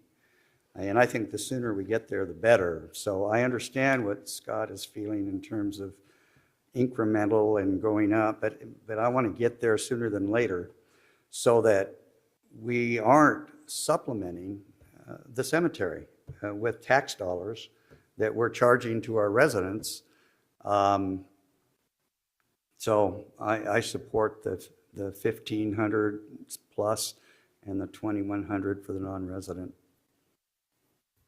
and the $100 fee. I absolutely support that.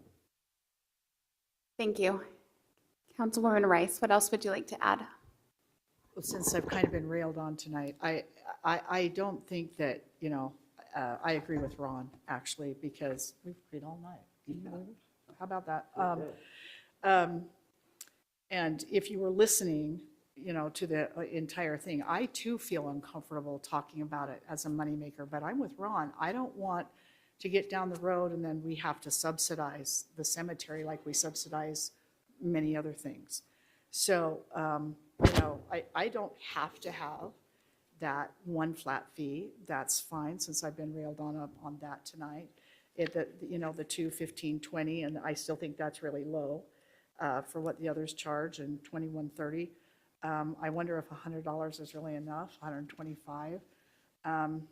But, you know, I think maybe, and I don't know, we're not in the legal business, but if I hadn't sat down with Stephanie and Aaron to figure out this whole thing of how it would work with my family plot, you know, I would be very confused as what you need to do, because my family will probably be buried here, along with probably a baby. So you know, I feel uncomfortable doing it too.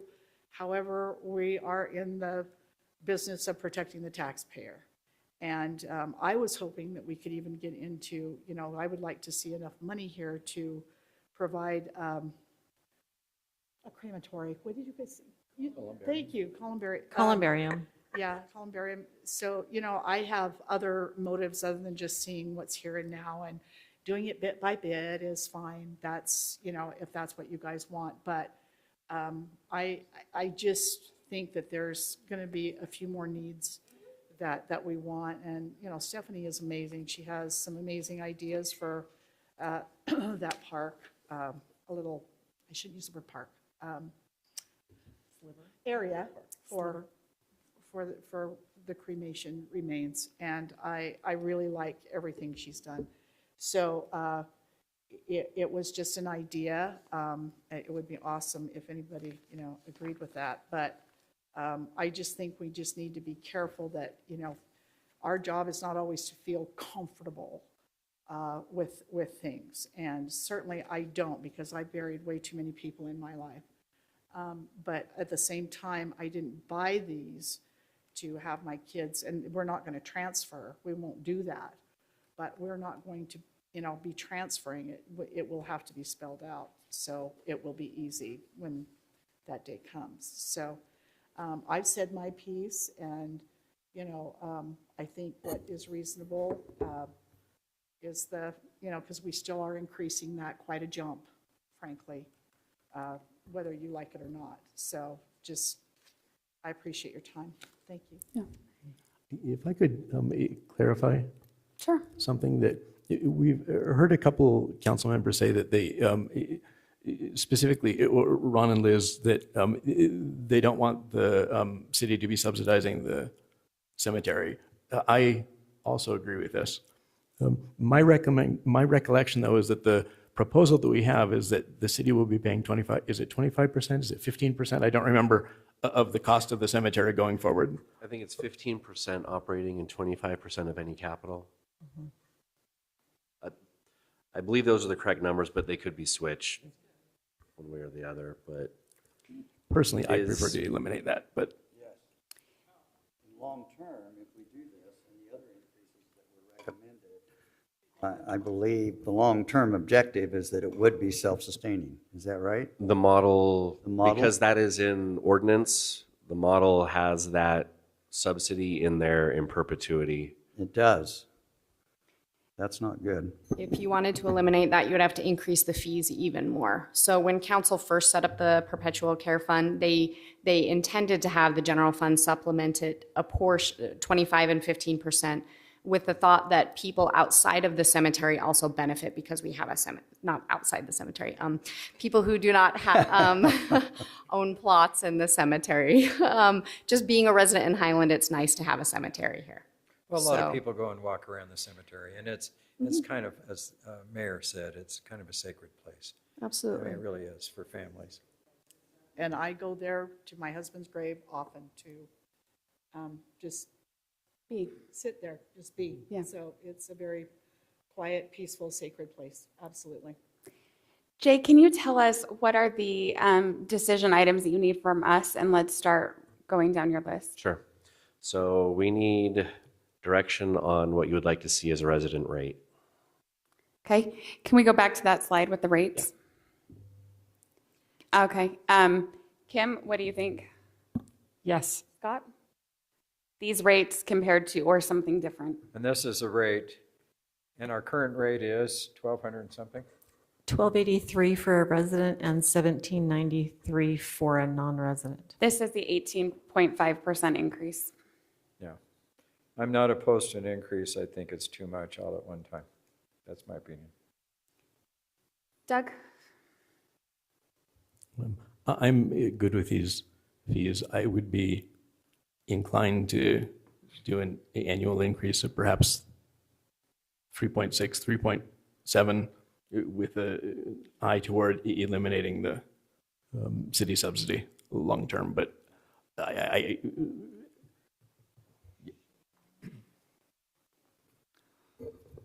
agree with these for the first step.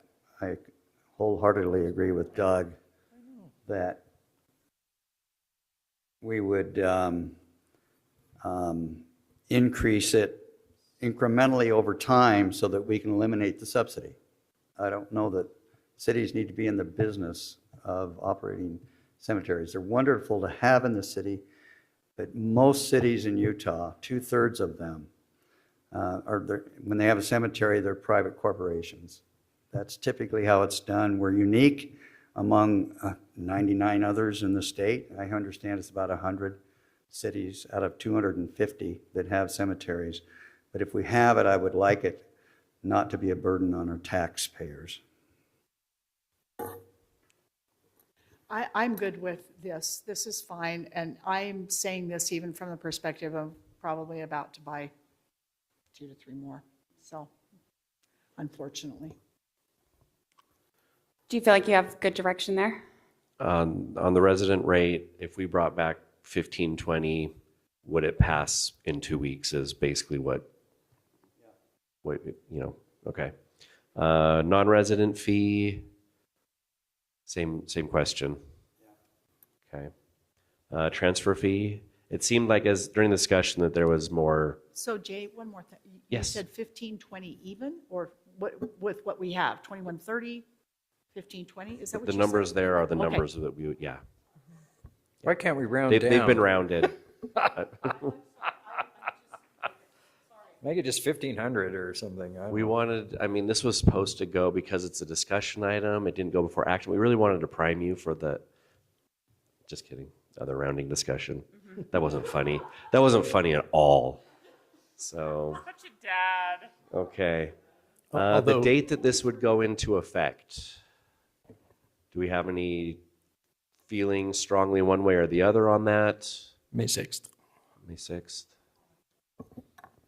So, On Stephanie. the date that you would like the price to go into effect, but Scott has a question.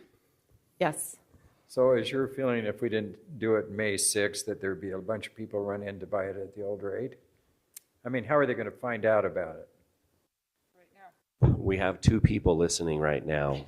One of them is, and the other one's Kurt. Well, Kurt already has, yeah, I thought he owned 30. I suspect there would not be a big rush. Yeah. If I would be surprised if there were Because a usually we big change our fees on July 1st. I'm rush just of wondering people why. looking to engage in, burial plot arbitrage. Burial arbitrage? It all kind of depends on how much you advertise it. If you advertise it, you will get a lot of people come in and purchase plots.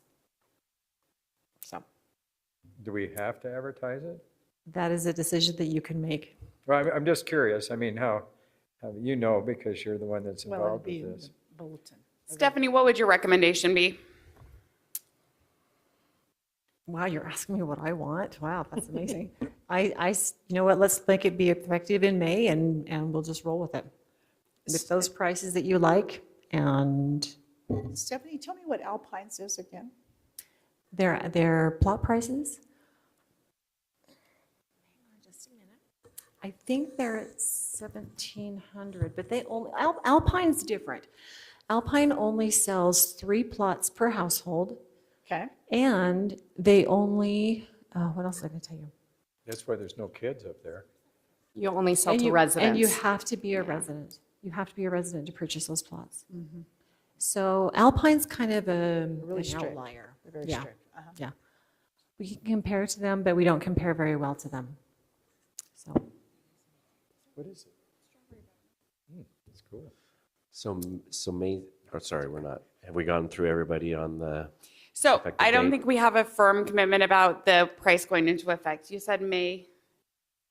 I'm fine with May. Kim, when would you like the price to go into effect? May, July, or other? May. Scott?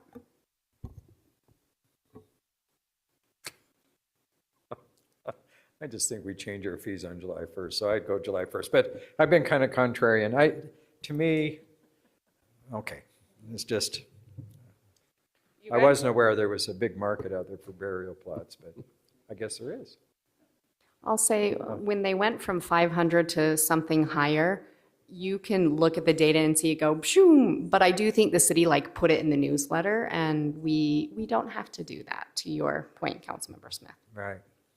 Yeah, when we had the sale, our plot sales skyrocketed. So to Jay's point, if we end up selling quite a few plots, then that kind of distorts the model a little bit. So, because we're anticipating that we're going to sell the remaining of our plots at these higher rates. And if we sell too many of them at the existing rates, then that could alter how the model is set up. No, we really didn't talk about the opening and closing of graves, did we? We are not talking about opening and closings tonight. We could talk about that Those are- another Okay. time. Those just, in the model, those just have the usual 3.5% increase annually. And with regard to that 3.5% increase for the rates here, in the agenda packet, it talked about rounding those up to the nearest $10, just like we have with this. My inclination would be that, particularly if we are rounding up all the time, that we round up to the nearest 5.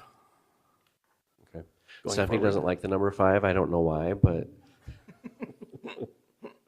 that's why I went with 10. If we can get away from numbers like 1,283 that I have to memorize every year, I'm happy to with something simpler. Yeah, if you want a 5 or a 10's place. Why wouldn't you just round to an even number? I mean, why wouldn't you make it 1,500 and 2,100, so the citizens understand it? I don't know. Yeah, whatever.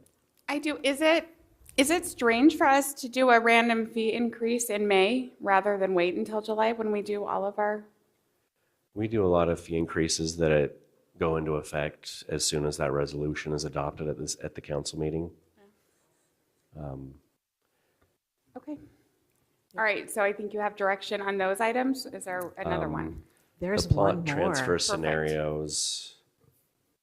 I think we got a majority the- of council who said 2A. Yeah, we like 2A. 2A. Effective date, May 1st, May 1st. Well, May 1st. My concern Well, is we need if to we do it in pass- July, we kind May of 6th. bastardize the model. And I want to stay as close to that model as we can get. So the sooner we get to that May 1st, the I better agree. the model is going to apply. 2A is good. so we'll bring this back to council for your approval at the first meeting in May and make it effective as of that date, if that's okay with you. Okay. All right, our final decision to make, or final direction we need from you tonight is in regards to plot buybacks. We talked a little bit about this before. Currently, we allow residents to sell back their plots to the city, and we give them the going rate, regardless of what they paid for that. That's option one. We can continue to do that. Option two is that we let them sell them back at the rate that they purchased them at. And then option three is an option that American Fork uses, and they have a plot buyback program where they keep a portion of every plot designated specifically as perpetual care, and so the resident, if they decide to sell that back, never sees that. I think it's a $200 fee. Staff recommended either option one or option two. Completely up to council how they would like to do that. I will preface, I don't think we need to spend a whole lot of time talking about buybacks. They are pretty rare. I don't do a lot of plot buybacks. The only reason that I've seen plot buybacks is if you have a family who purchased plots and then they move to a different city or a different state. I don't see a lot of them. So it's not going to be a big financial, it's not going to swing our finances one way or the other, whether you choose option 1 or option 2 or even 3. So can I ask a question? Yes. So isn't it kind of some hard record keeping to know exactly what people purchased the plot for if they come in 20 years later and say, hey, my family's all moved away, we'd just like to sell these back. And then you have to go through all these records and see, oh, well, you bought them for $1,000 and now we're selling them for $1,500. I'm just throwing out round numbers. Well, to me, that seems to be a lot. I mean, we had a long time, and this before your recorder, where we couldn't find the minutes for a lot of meetings. So I just think personally that if you're going to sell them back, you should get the going price. And I'm not sure that people are doing that for an investment. Maybe, I don't know, maybe our former mayor. So if I can interject here a little bit. And my circumstances are different, but when I sold my plot in American Fork back to American Fork, I sold it back for what I bought it for. And it says so on my certificate as it does with the ones from Highland. It says what I bought it for on the certificate. And my understanding at the time I bought that I have to present that, or my heirs have to present that at the time of, burial. So it should be, and I believe it is. I can go home and look, but I know it's there of how much I bought it for. It should be on the certificate how much you purchased it for. Councilmember Smith, to your question about being able to find the exact plot price, there's a couple of things. I feel a little bit more confident after having dealt with the records for a while. Everything is scanned now. Everything is digital. So it is very easy to find every document that's associated with every plot. So that's very simple. We also have a really great spreadsheet that shows kind of a historical timeline of the prices. So if for some reason there was not the ability we couldn't find the agreement, the purchase agreement, or we couldn't find the certificate, both of those would have the original plot price on them. I could go back and say, well, it looks like you purchased these plots in 2006, and I could go back and see what the fee structure was at that point. So I'm not terribly concerned about not being able to find the price of the original sale. But like I say, I really don't have There's not a lot of it that goes on. There's not a lot that goes on, and So do it's we want really this your to be, choice so as I to guess what my you do. question is, do we want it to be a money-making deal for the city? Because if you buy them back at the original price, and maybe people have had them for 10, 15 years, and then you turn around and sell them for the going price, is that the purpose to make money for I don't know.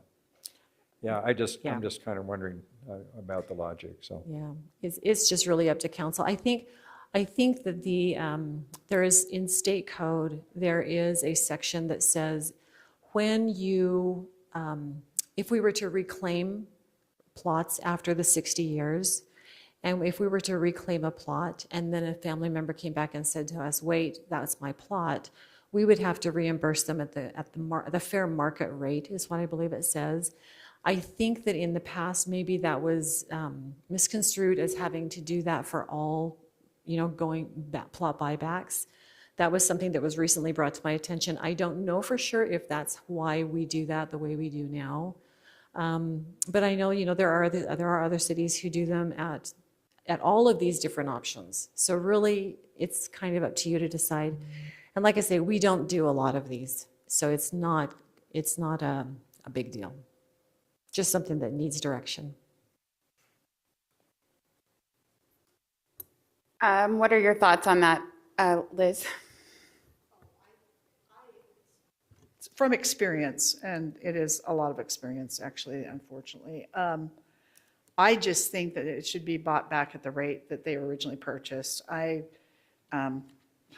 just feel, again, uncomfortable making money on something like that, or, and I've held mine for 10 years.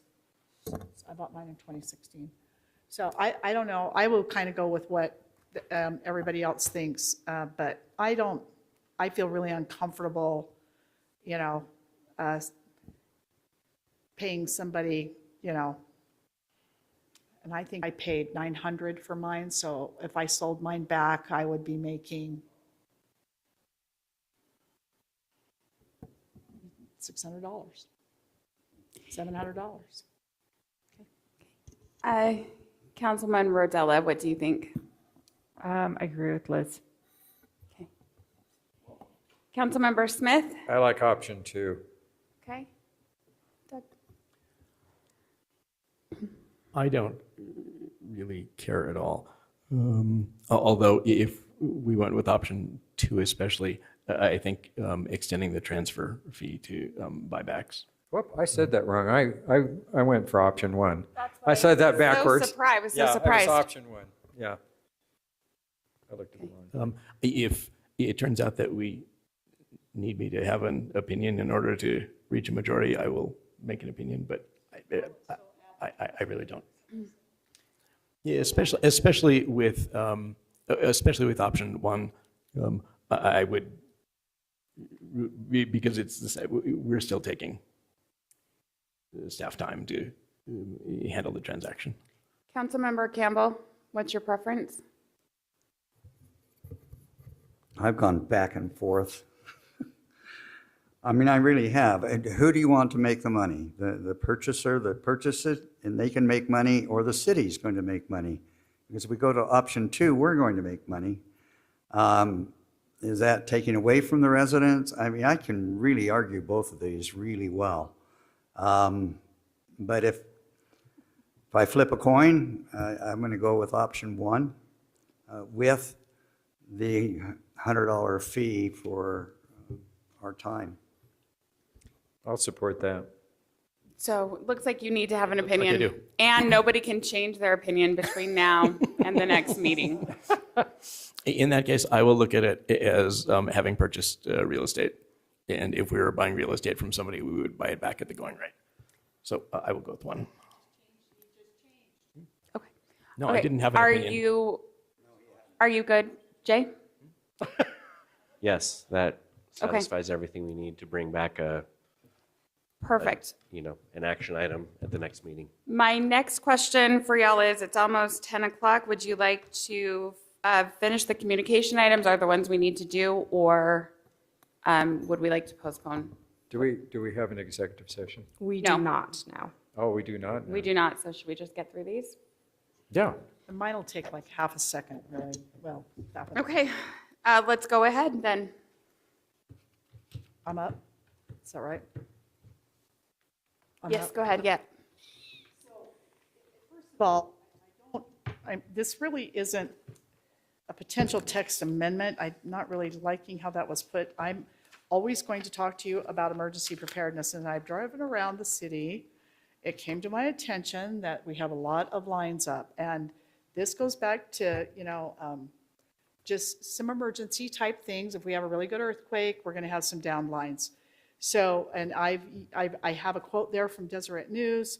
It's to mitigate wildfire problems, reduce outages. I don't know if you remember a few years ago, Logan had a really bad cold snap and it downed some lines. And then a couple of Utah State students were walking and walked into those lines and they were killed instantly. So it just improves safety.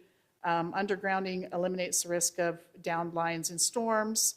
It prevents downed lines in an earthquake. I know that Kim didn't want to really listen to this tonight, but it really is more emergency. I have no intentions of putting this on the budget or making an agenda item, really, anything like that. It's just simply that we need to be aware that if we get the opportunity from Rocky Mountain Power to bury some lines, I think we should, kind of try to look at that carefully. System hardening, which I had never really understood, but lines don't rot as much underground. The crews they cover the conductors and protective coatings to minimize the rotting and the risk. So it takes away, the risk of those who are actually, up there trying to fix the lines. And then you know, whether you look at it as a pro or a con, you'd have to still work with Rocky Mountain Power and developers, and I put that as a con as well. It depends on your viewpoint. But I just wanted you to kind of be aware of the parts of the city that have lines. When they go down in an emergency, they're not going to have power. So that's all. That's all it was. I just want to say that it wasn't about listening. I just don't agree on putting items on our discussion if we aren't going to have any action after it. And so bearing lines is something unattainable and out of our budget. Right. And so if it It isn't is. within our budget and unattainable, then there's no point in putting it on And in the there. future, I'll try to keep it more on the emergency preparedness, somewhere on the personable list of, you know,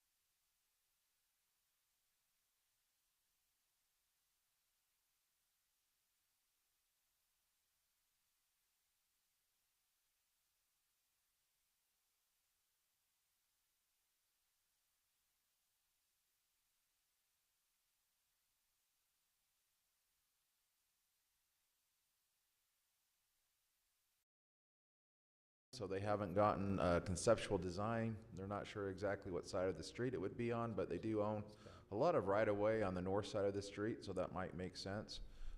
They're, you know, kind of one of their main objectives, though, is to get it to the south side of the street by the time it gets to the mouth of the canyon, so it can connect up to the other trail that you see there that goes through Cedar Hills. So, Yeah.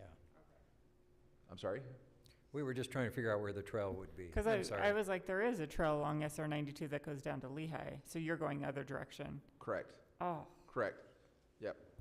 And you can see on the solid green line, that's the existing trail, and that connects on kind of the west of Dry Creek and the Murdoch Canal Trail. So, I mean, it really provides a nice little looping between that and the existing trail in Cedar Hills. And so we just wanted to make sure the council was aware of that and see if there was any concerns, if we were to let them know that we'd be okay with that. So Right is that now, where TI would put their pipeline? we've never talked with them about a pipeline along there, but Well, but there's going to have to be if they have their well. they would have to have some sort of connection, yeah. So wouldn't it make sense to put it under the trail? I don't know. It would.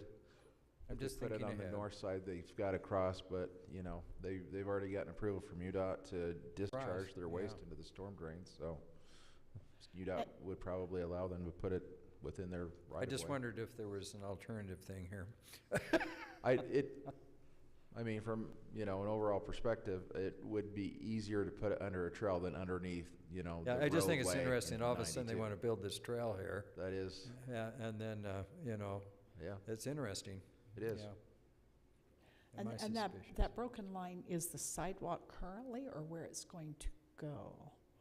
This is where it's proposed to Where go, it's but there proposed, is already and- sidewalk, I think, in most. But that's sidewalk. Yeah. Correct, Mm-hmm. right, Yep. okay. And would they replace any dead trees along there? Probably not. They don't generally replace landscaping. So when you say that they own a lot of right-of-way along the north side, would we anticipate that there'd be any eminent domain involved in getting land to build this trail, or do they already own the? I think there looks like there's probably a couple properties where they would have to acquire some right of way, so it's possible that they could use eminent domain to get that property. But I didn't think you could do eminent domain to get a trail. You can do it for a street right of way.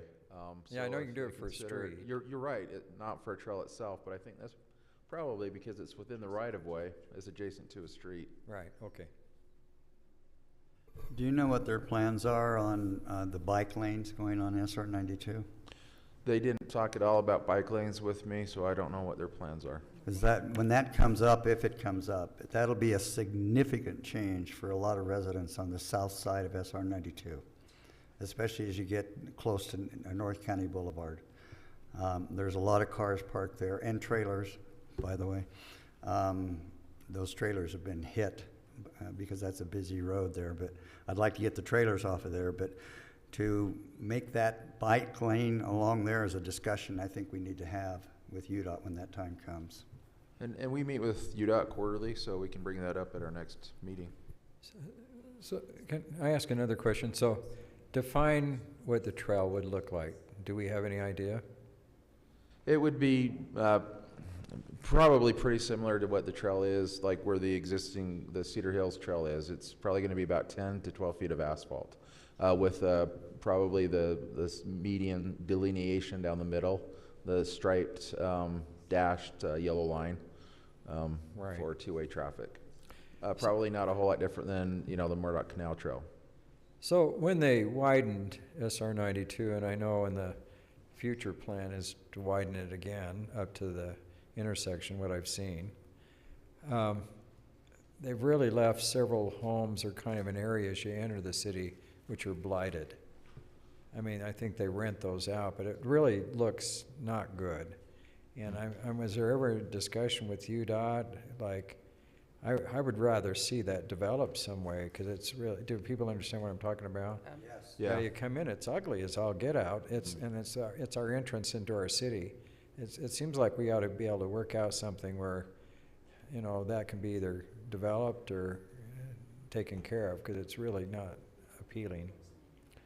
Yeah, we have had some discussions with UDOT about that, especially the one on the corner there by North County Boulevard. Right. And we didn't get very far with them, to be honest, but part of the concern with them is they were wondering, you know, they did buy that for the widening of 92. They've widened 92. They don't anticipate, they do not have anything additional planned to widen it any further. So that's one thing where the trail can help kind of take up some of that right of way. And then if they have any additional surplus properties, they can look at selling it, surplusing it, and using it for something else. But the study we did for the master plan that was presented, they had SR 92 coming up the Alpine Highway intersection at 7 lanes in the future. It's at 5 now. So I'm just kind of surprised that they really don't have any plans. I mean, I don't want them to do 7 lanes. It's already too busy. But yeah, I'm just kind of wondering if those homes, you know where I'm talking about. This is west of Quick Quack. Yeah. Yeah, along through there, because some of them, you know. Does UDOT have a complaint form that we can officially issue some kind of a concern for their lack of upkeep? I'm sure they do. We've just talked to them when we've met with them with some of those. And I really like the idea that we're cordial and we want to, you know, but at some point, I think we've got to draw a line and say it's time to get a little more official. And I'm with Scott. Yeah. Because that's our entrance into the city. Look what we invested on our entrance into the city on the Alpine Highway fence. I mean, we're very interested in what it's like to move into our city, to drive into our cities. And I couldn't agree more with what Scott's concern is. It's a very, and I'd like to make it a little more official that, hey, we need you to address this, not just, what do you think? Yeah, we can do that. But we like the trail. Great. Yes. Or I do, anyway. Great. I shouldn't say we. Okay. Pressurized irrigation water and city property water. Do you have a clicker, or you want to click through it for me? I got you. You got me, dog. All right. PI Water City Open Space Update. So pressurized irrigation began on April 15th. We usually start around the first part of April to start charging our system. Last year, you might recall, we had a little bit of difficulties because of the work that was being done up at the weir. That was not an issue this year. We actually were able to charge the system pretty easily and using surface water from American Fork. I guess as far as the charging of our system goes, it probably helped that we did have some early season runoff. It helped to charge the system. It may not help us further down the road. I went up this morning. Our one pond that's up there by the shop is only about half full right now. It looks kind of bad, but that's not because our usage has already been so high, but because Lehigh Irrigation Company decided to flush some of their ditches, which makes sense, before the beginning of the season. They did not tell us that they were going to do that. So Lehigh not tell us? Lehigh did not tell us. Gosh. And they usually are really good about that. So that didn't happen. So our other tanks actually look pretty good right now. Tayson sent me some information late in the day. I didn't have a chance to get it on this, but he says right now we're actually looking pretty good, but we've had really low temperatures and it's only been on officially for a week. So if things start to get worse, you know, he's already started talking with some of the other cities to see what we might be able to get, or, you know, with Provo River and with Ernie, with PG and AF irrigation companies, to see if there's any opportunities to help supplement what we are taking. Not necessarily a concern for us, but Lehigh will usually lease water from Metropolitan Water District. When they went to them earlier this year, Metropolitan said, we will not be giving you any water this year. And Lehigh's irrigation system is actually combined with their fire flow. It's all one line. So they're really concerned that they can end up having insufficient water storage because people want green lawns, and I'm glad that we at least have a separate system and won't be facing that same sort of situation. But it is, you know, some concerns. Jay, if you don't mind. This is a map showing the snowpack for the area that we're at. This is the exact same slide that I brought to the city council at that meeting in March. just kind of as a heads up, this is where we're at. It showed the snowpack as of March 1st in this basin at 58%. And water supply forecast was even better at 65%, which was kind of looking at April through July of this year. And that's what we thought life looked like March 1st. We were young and naive back then. We're older and know better now. Jay? What's the new number? This is the new number as of today, yesterday.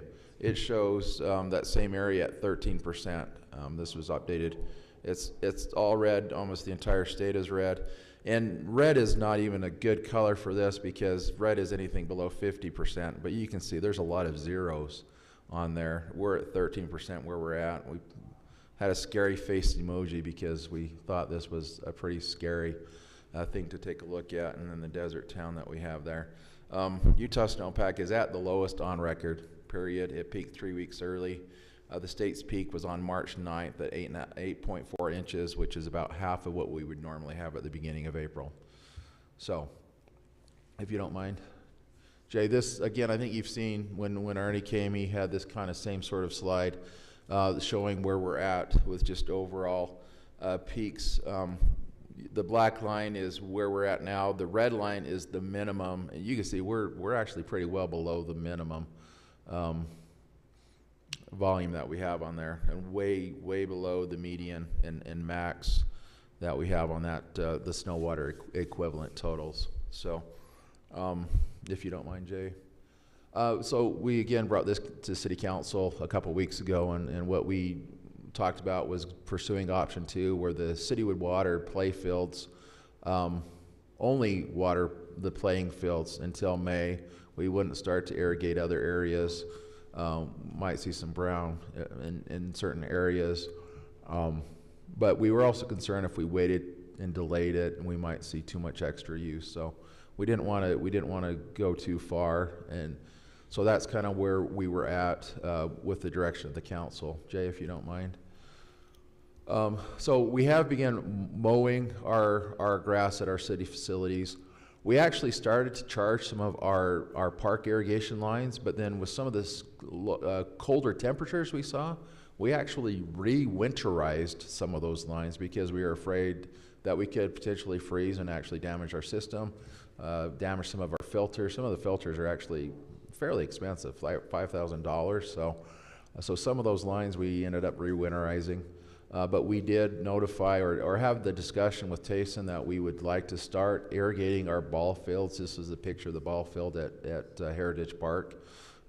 So we are anticipating starting to irrigate that field right now. Jay, do you mind?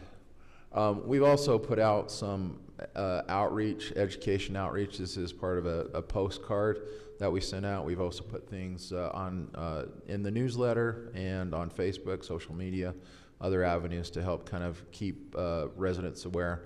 Maybe one of the things that this points out is that the state is recommending not watering until Mother's Day. I will say that, talking with Tayson, we haven't seen a whole lot of use on our PI system. It's actually been pretty good. It's been pretty cool. It should be pretty cool. Last week I was really excited because the weather app on my phone said, hey, we're going to get some good precipitation, the end of last week, through the weekend. It didn't happen. A couple days ago, it showed Wednesday this week we're going to get some. That's gone now. My weather app is showing next weekend, we'll get some. Next week we'll get some. It's all great as long as it stays there. If we stay with some of these cooler temps, then hopefully we'll kind of work things through. But just that's where we're at right now. This is just again updated what the state has recommended for watering. They're saying right now you should still not need to water, not even once a week yet. But you mind, Jay? So we just wanted to kind of let the council know kind of where we're seeing things and see where the council's at, what direction we want to take. We could stay the course, water ball fields for right now because of the activity on those, and still hold off until May 1st. It's the 21st, so we have another week and a half before we get to that point. Wonder, do we want to start irrigating some of our selected parks, some of our more used parks, or our more out in the open entryway to the city areas? Heritage Highland Family Viewpoint. We are concerned about Viewpoint because that can be a little bit harder because of the soils up there. You know, it's already starting to look a little bit drier than some other areas. But they're on culinary. But they are on culinary, so we're not using the same source. So that's one reason why we kind of pointed that area out. It wouldn't impact our PI system as much. Or, you know, do we change and start watering all areas? And the last thing on there, cross fingers and hope for rain. I appreciate Council Members Campbell earlier, his prayer that he gave and wish for that. And I wanted to say, Pray for it every night. Pray for rain. Every night. Every night. So that's kind of where we're at. I'm happy to answer questions or kind of see what council's thoughts are on these. I'd like to express opinion. So I love to garden. And I'll tell you one of the problems, we've had such a dry winter that all of our plants are super stressed right now. Yes. So if you don't water anything, we're all going to lose a lot of stuff. And it's kind of interesting. My feeling is yeah, we've got to be really conservative. We've got to really educate. I like the card. I'm going to try to be really careful. We didn't activate our neighborhood irrigation system till yesterday, and different things. But I also know things are really stressed. Now, it's kind of an interesting thing. It might be kind of interesting to have maybe an expert come in, talk about, and things go. I had a funny experience last night. I'm not going to mention names, but this is someone that's on the city irrigation system. And they kind of redid their lawn, and I stopped by their house the other day and I said, wow, you really have a green-looking lawn. You know, I just kind of, and I wasn't being critical or anything, but I thought, how'd you do that? And they're in an R120 area, so it's a smaller area. And so they have went through, aerated, and they fertilized good. And she told me, and I know she's not following the city watering schedule, but at 2 o'clock in the morning, she has her sprinklers come on for 10 minutes. And she's been doing it every day for this first week because she's got fertilizer, and her lawn's kind of lush. Now, she's not going to be able to keep doing that all summer, but it seems like there may be some techniques where we can kind of maintain things but still use a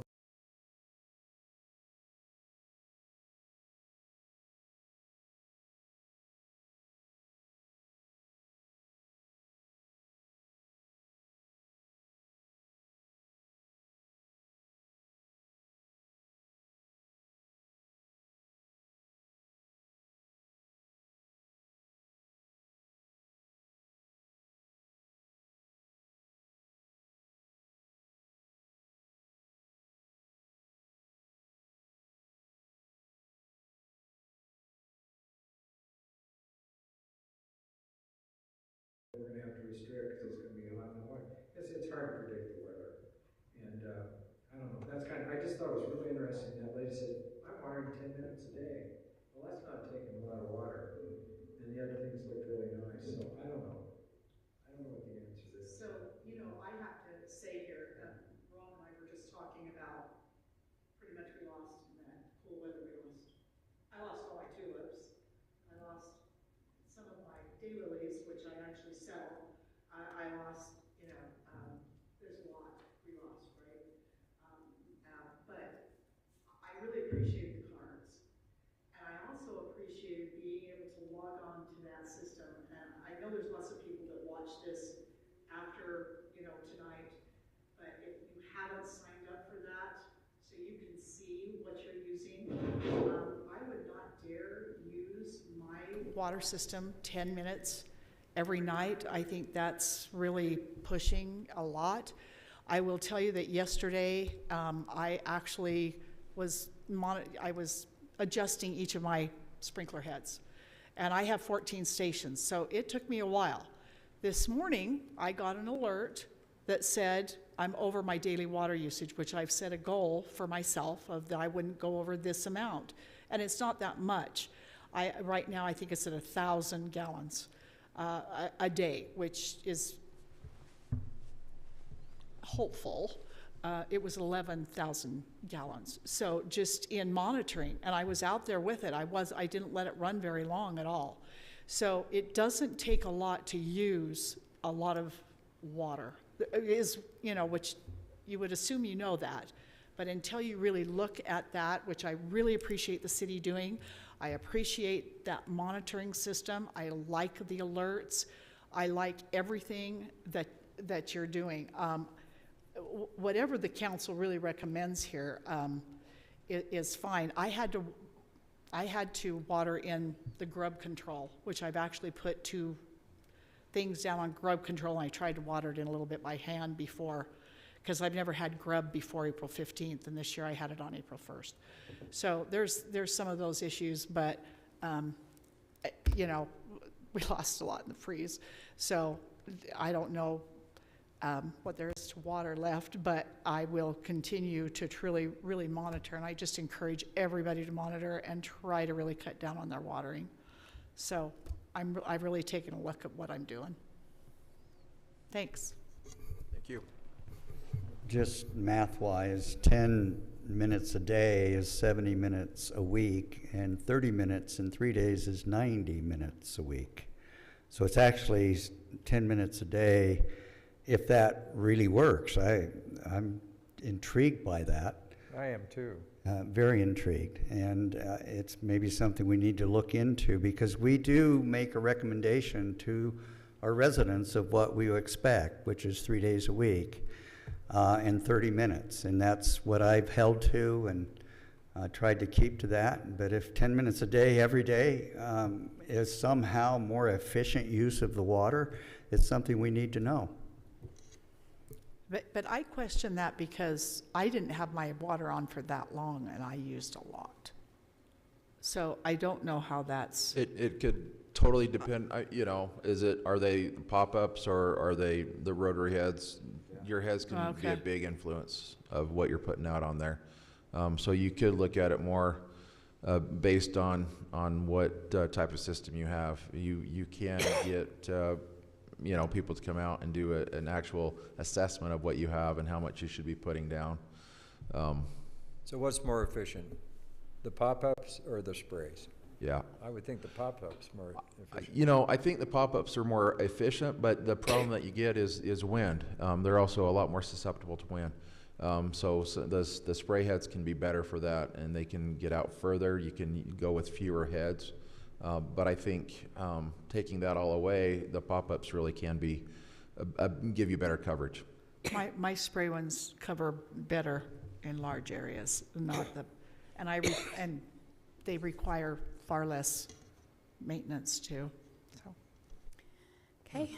Okay. Thank you. Much appreciated. Is there anything that you need from us? With regard to direction with regard to city watering, I'm in favor of staying the course, only doing fields, and if there's any place that we need to put some down to avoid killing trees or killing, then add that in certainly, but it's the fields that I care about.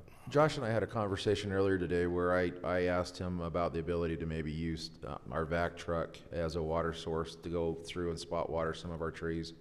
And some of the state recommendations is if you have brown spots, hand water them. You know, trees definitely, you know, like you said, they have been stressed out through the winter.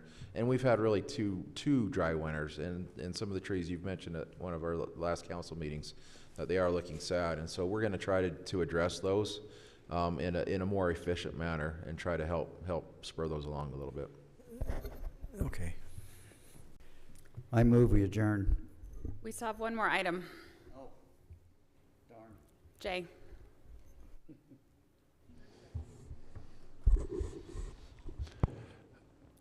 Daycare on Highland Boulevard has received site plan approval. 10700 commercial is about to receive site plan approval. Neither of those come to the council because of the development agreements in 10700's Apple Creek. So what's coming in 10700? Don't know yet. Supposedly, the bottom floor is retail, upper floor are offices. We don't have any. So they're tenants yet. following their.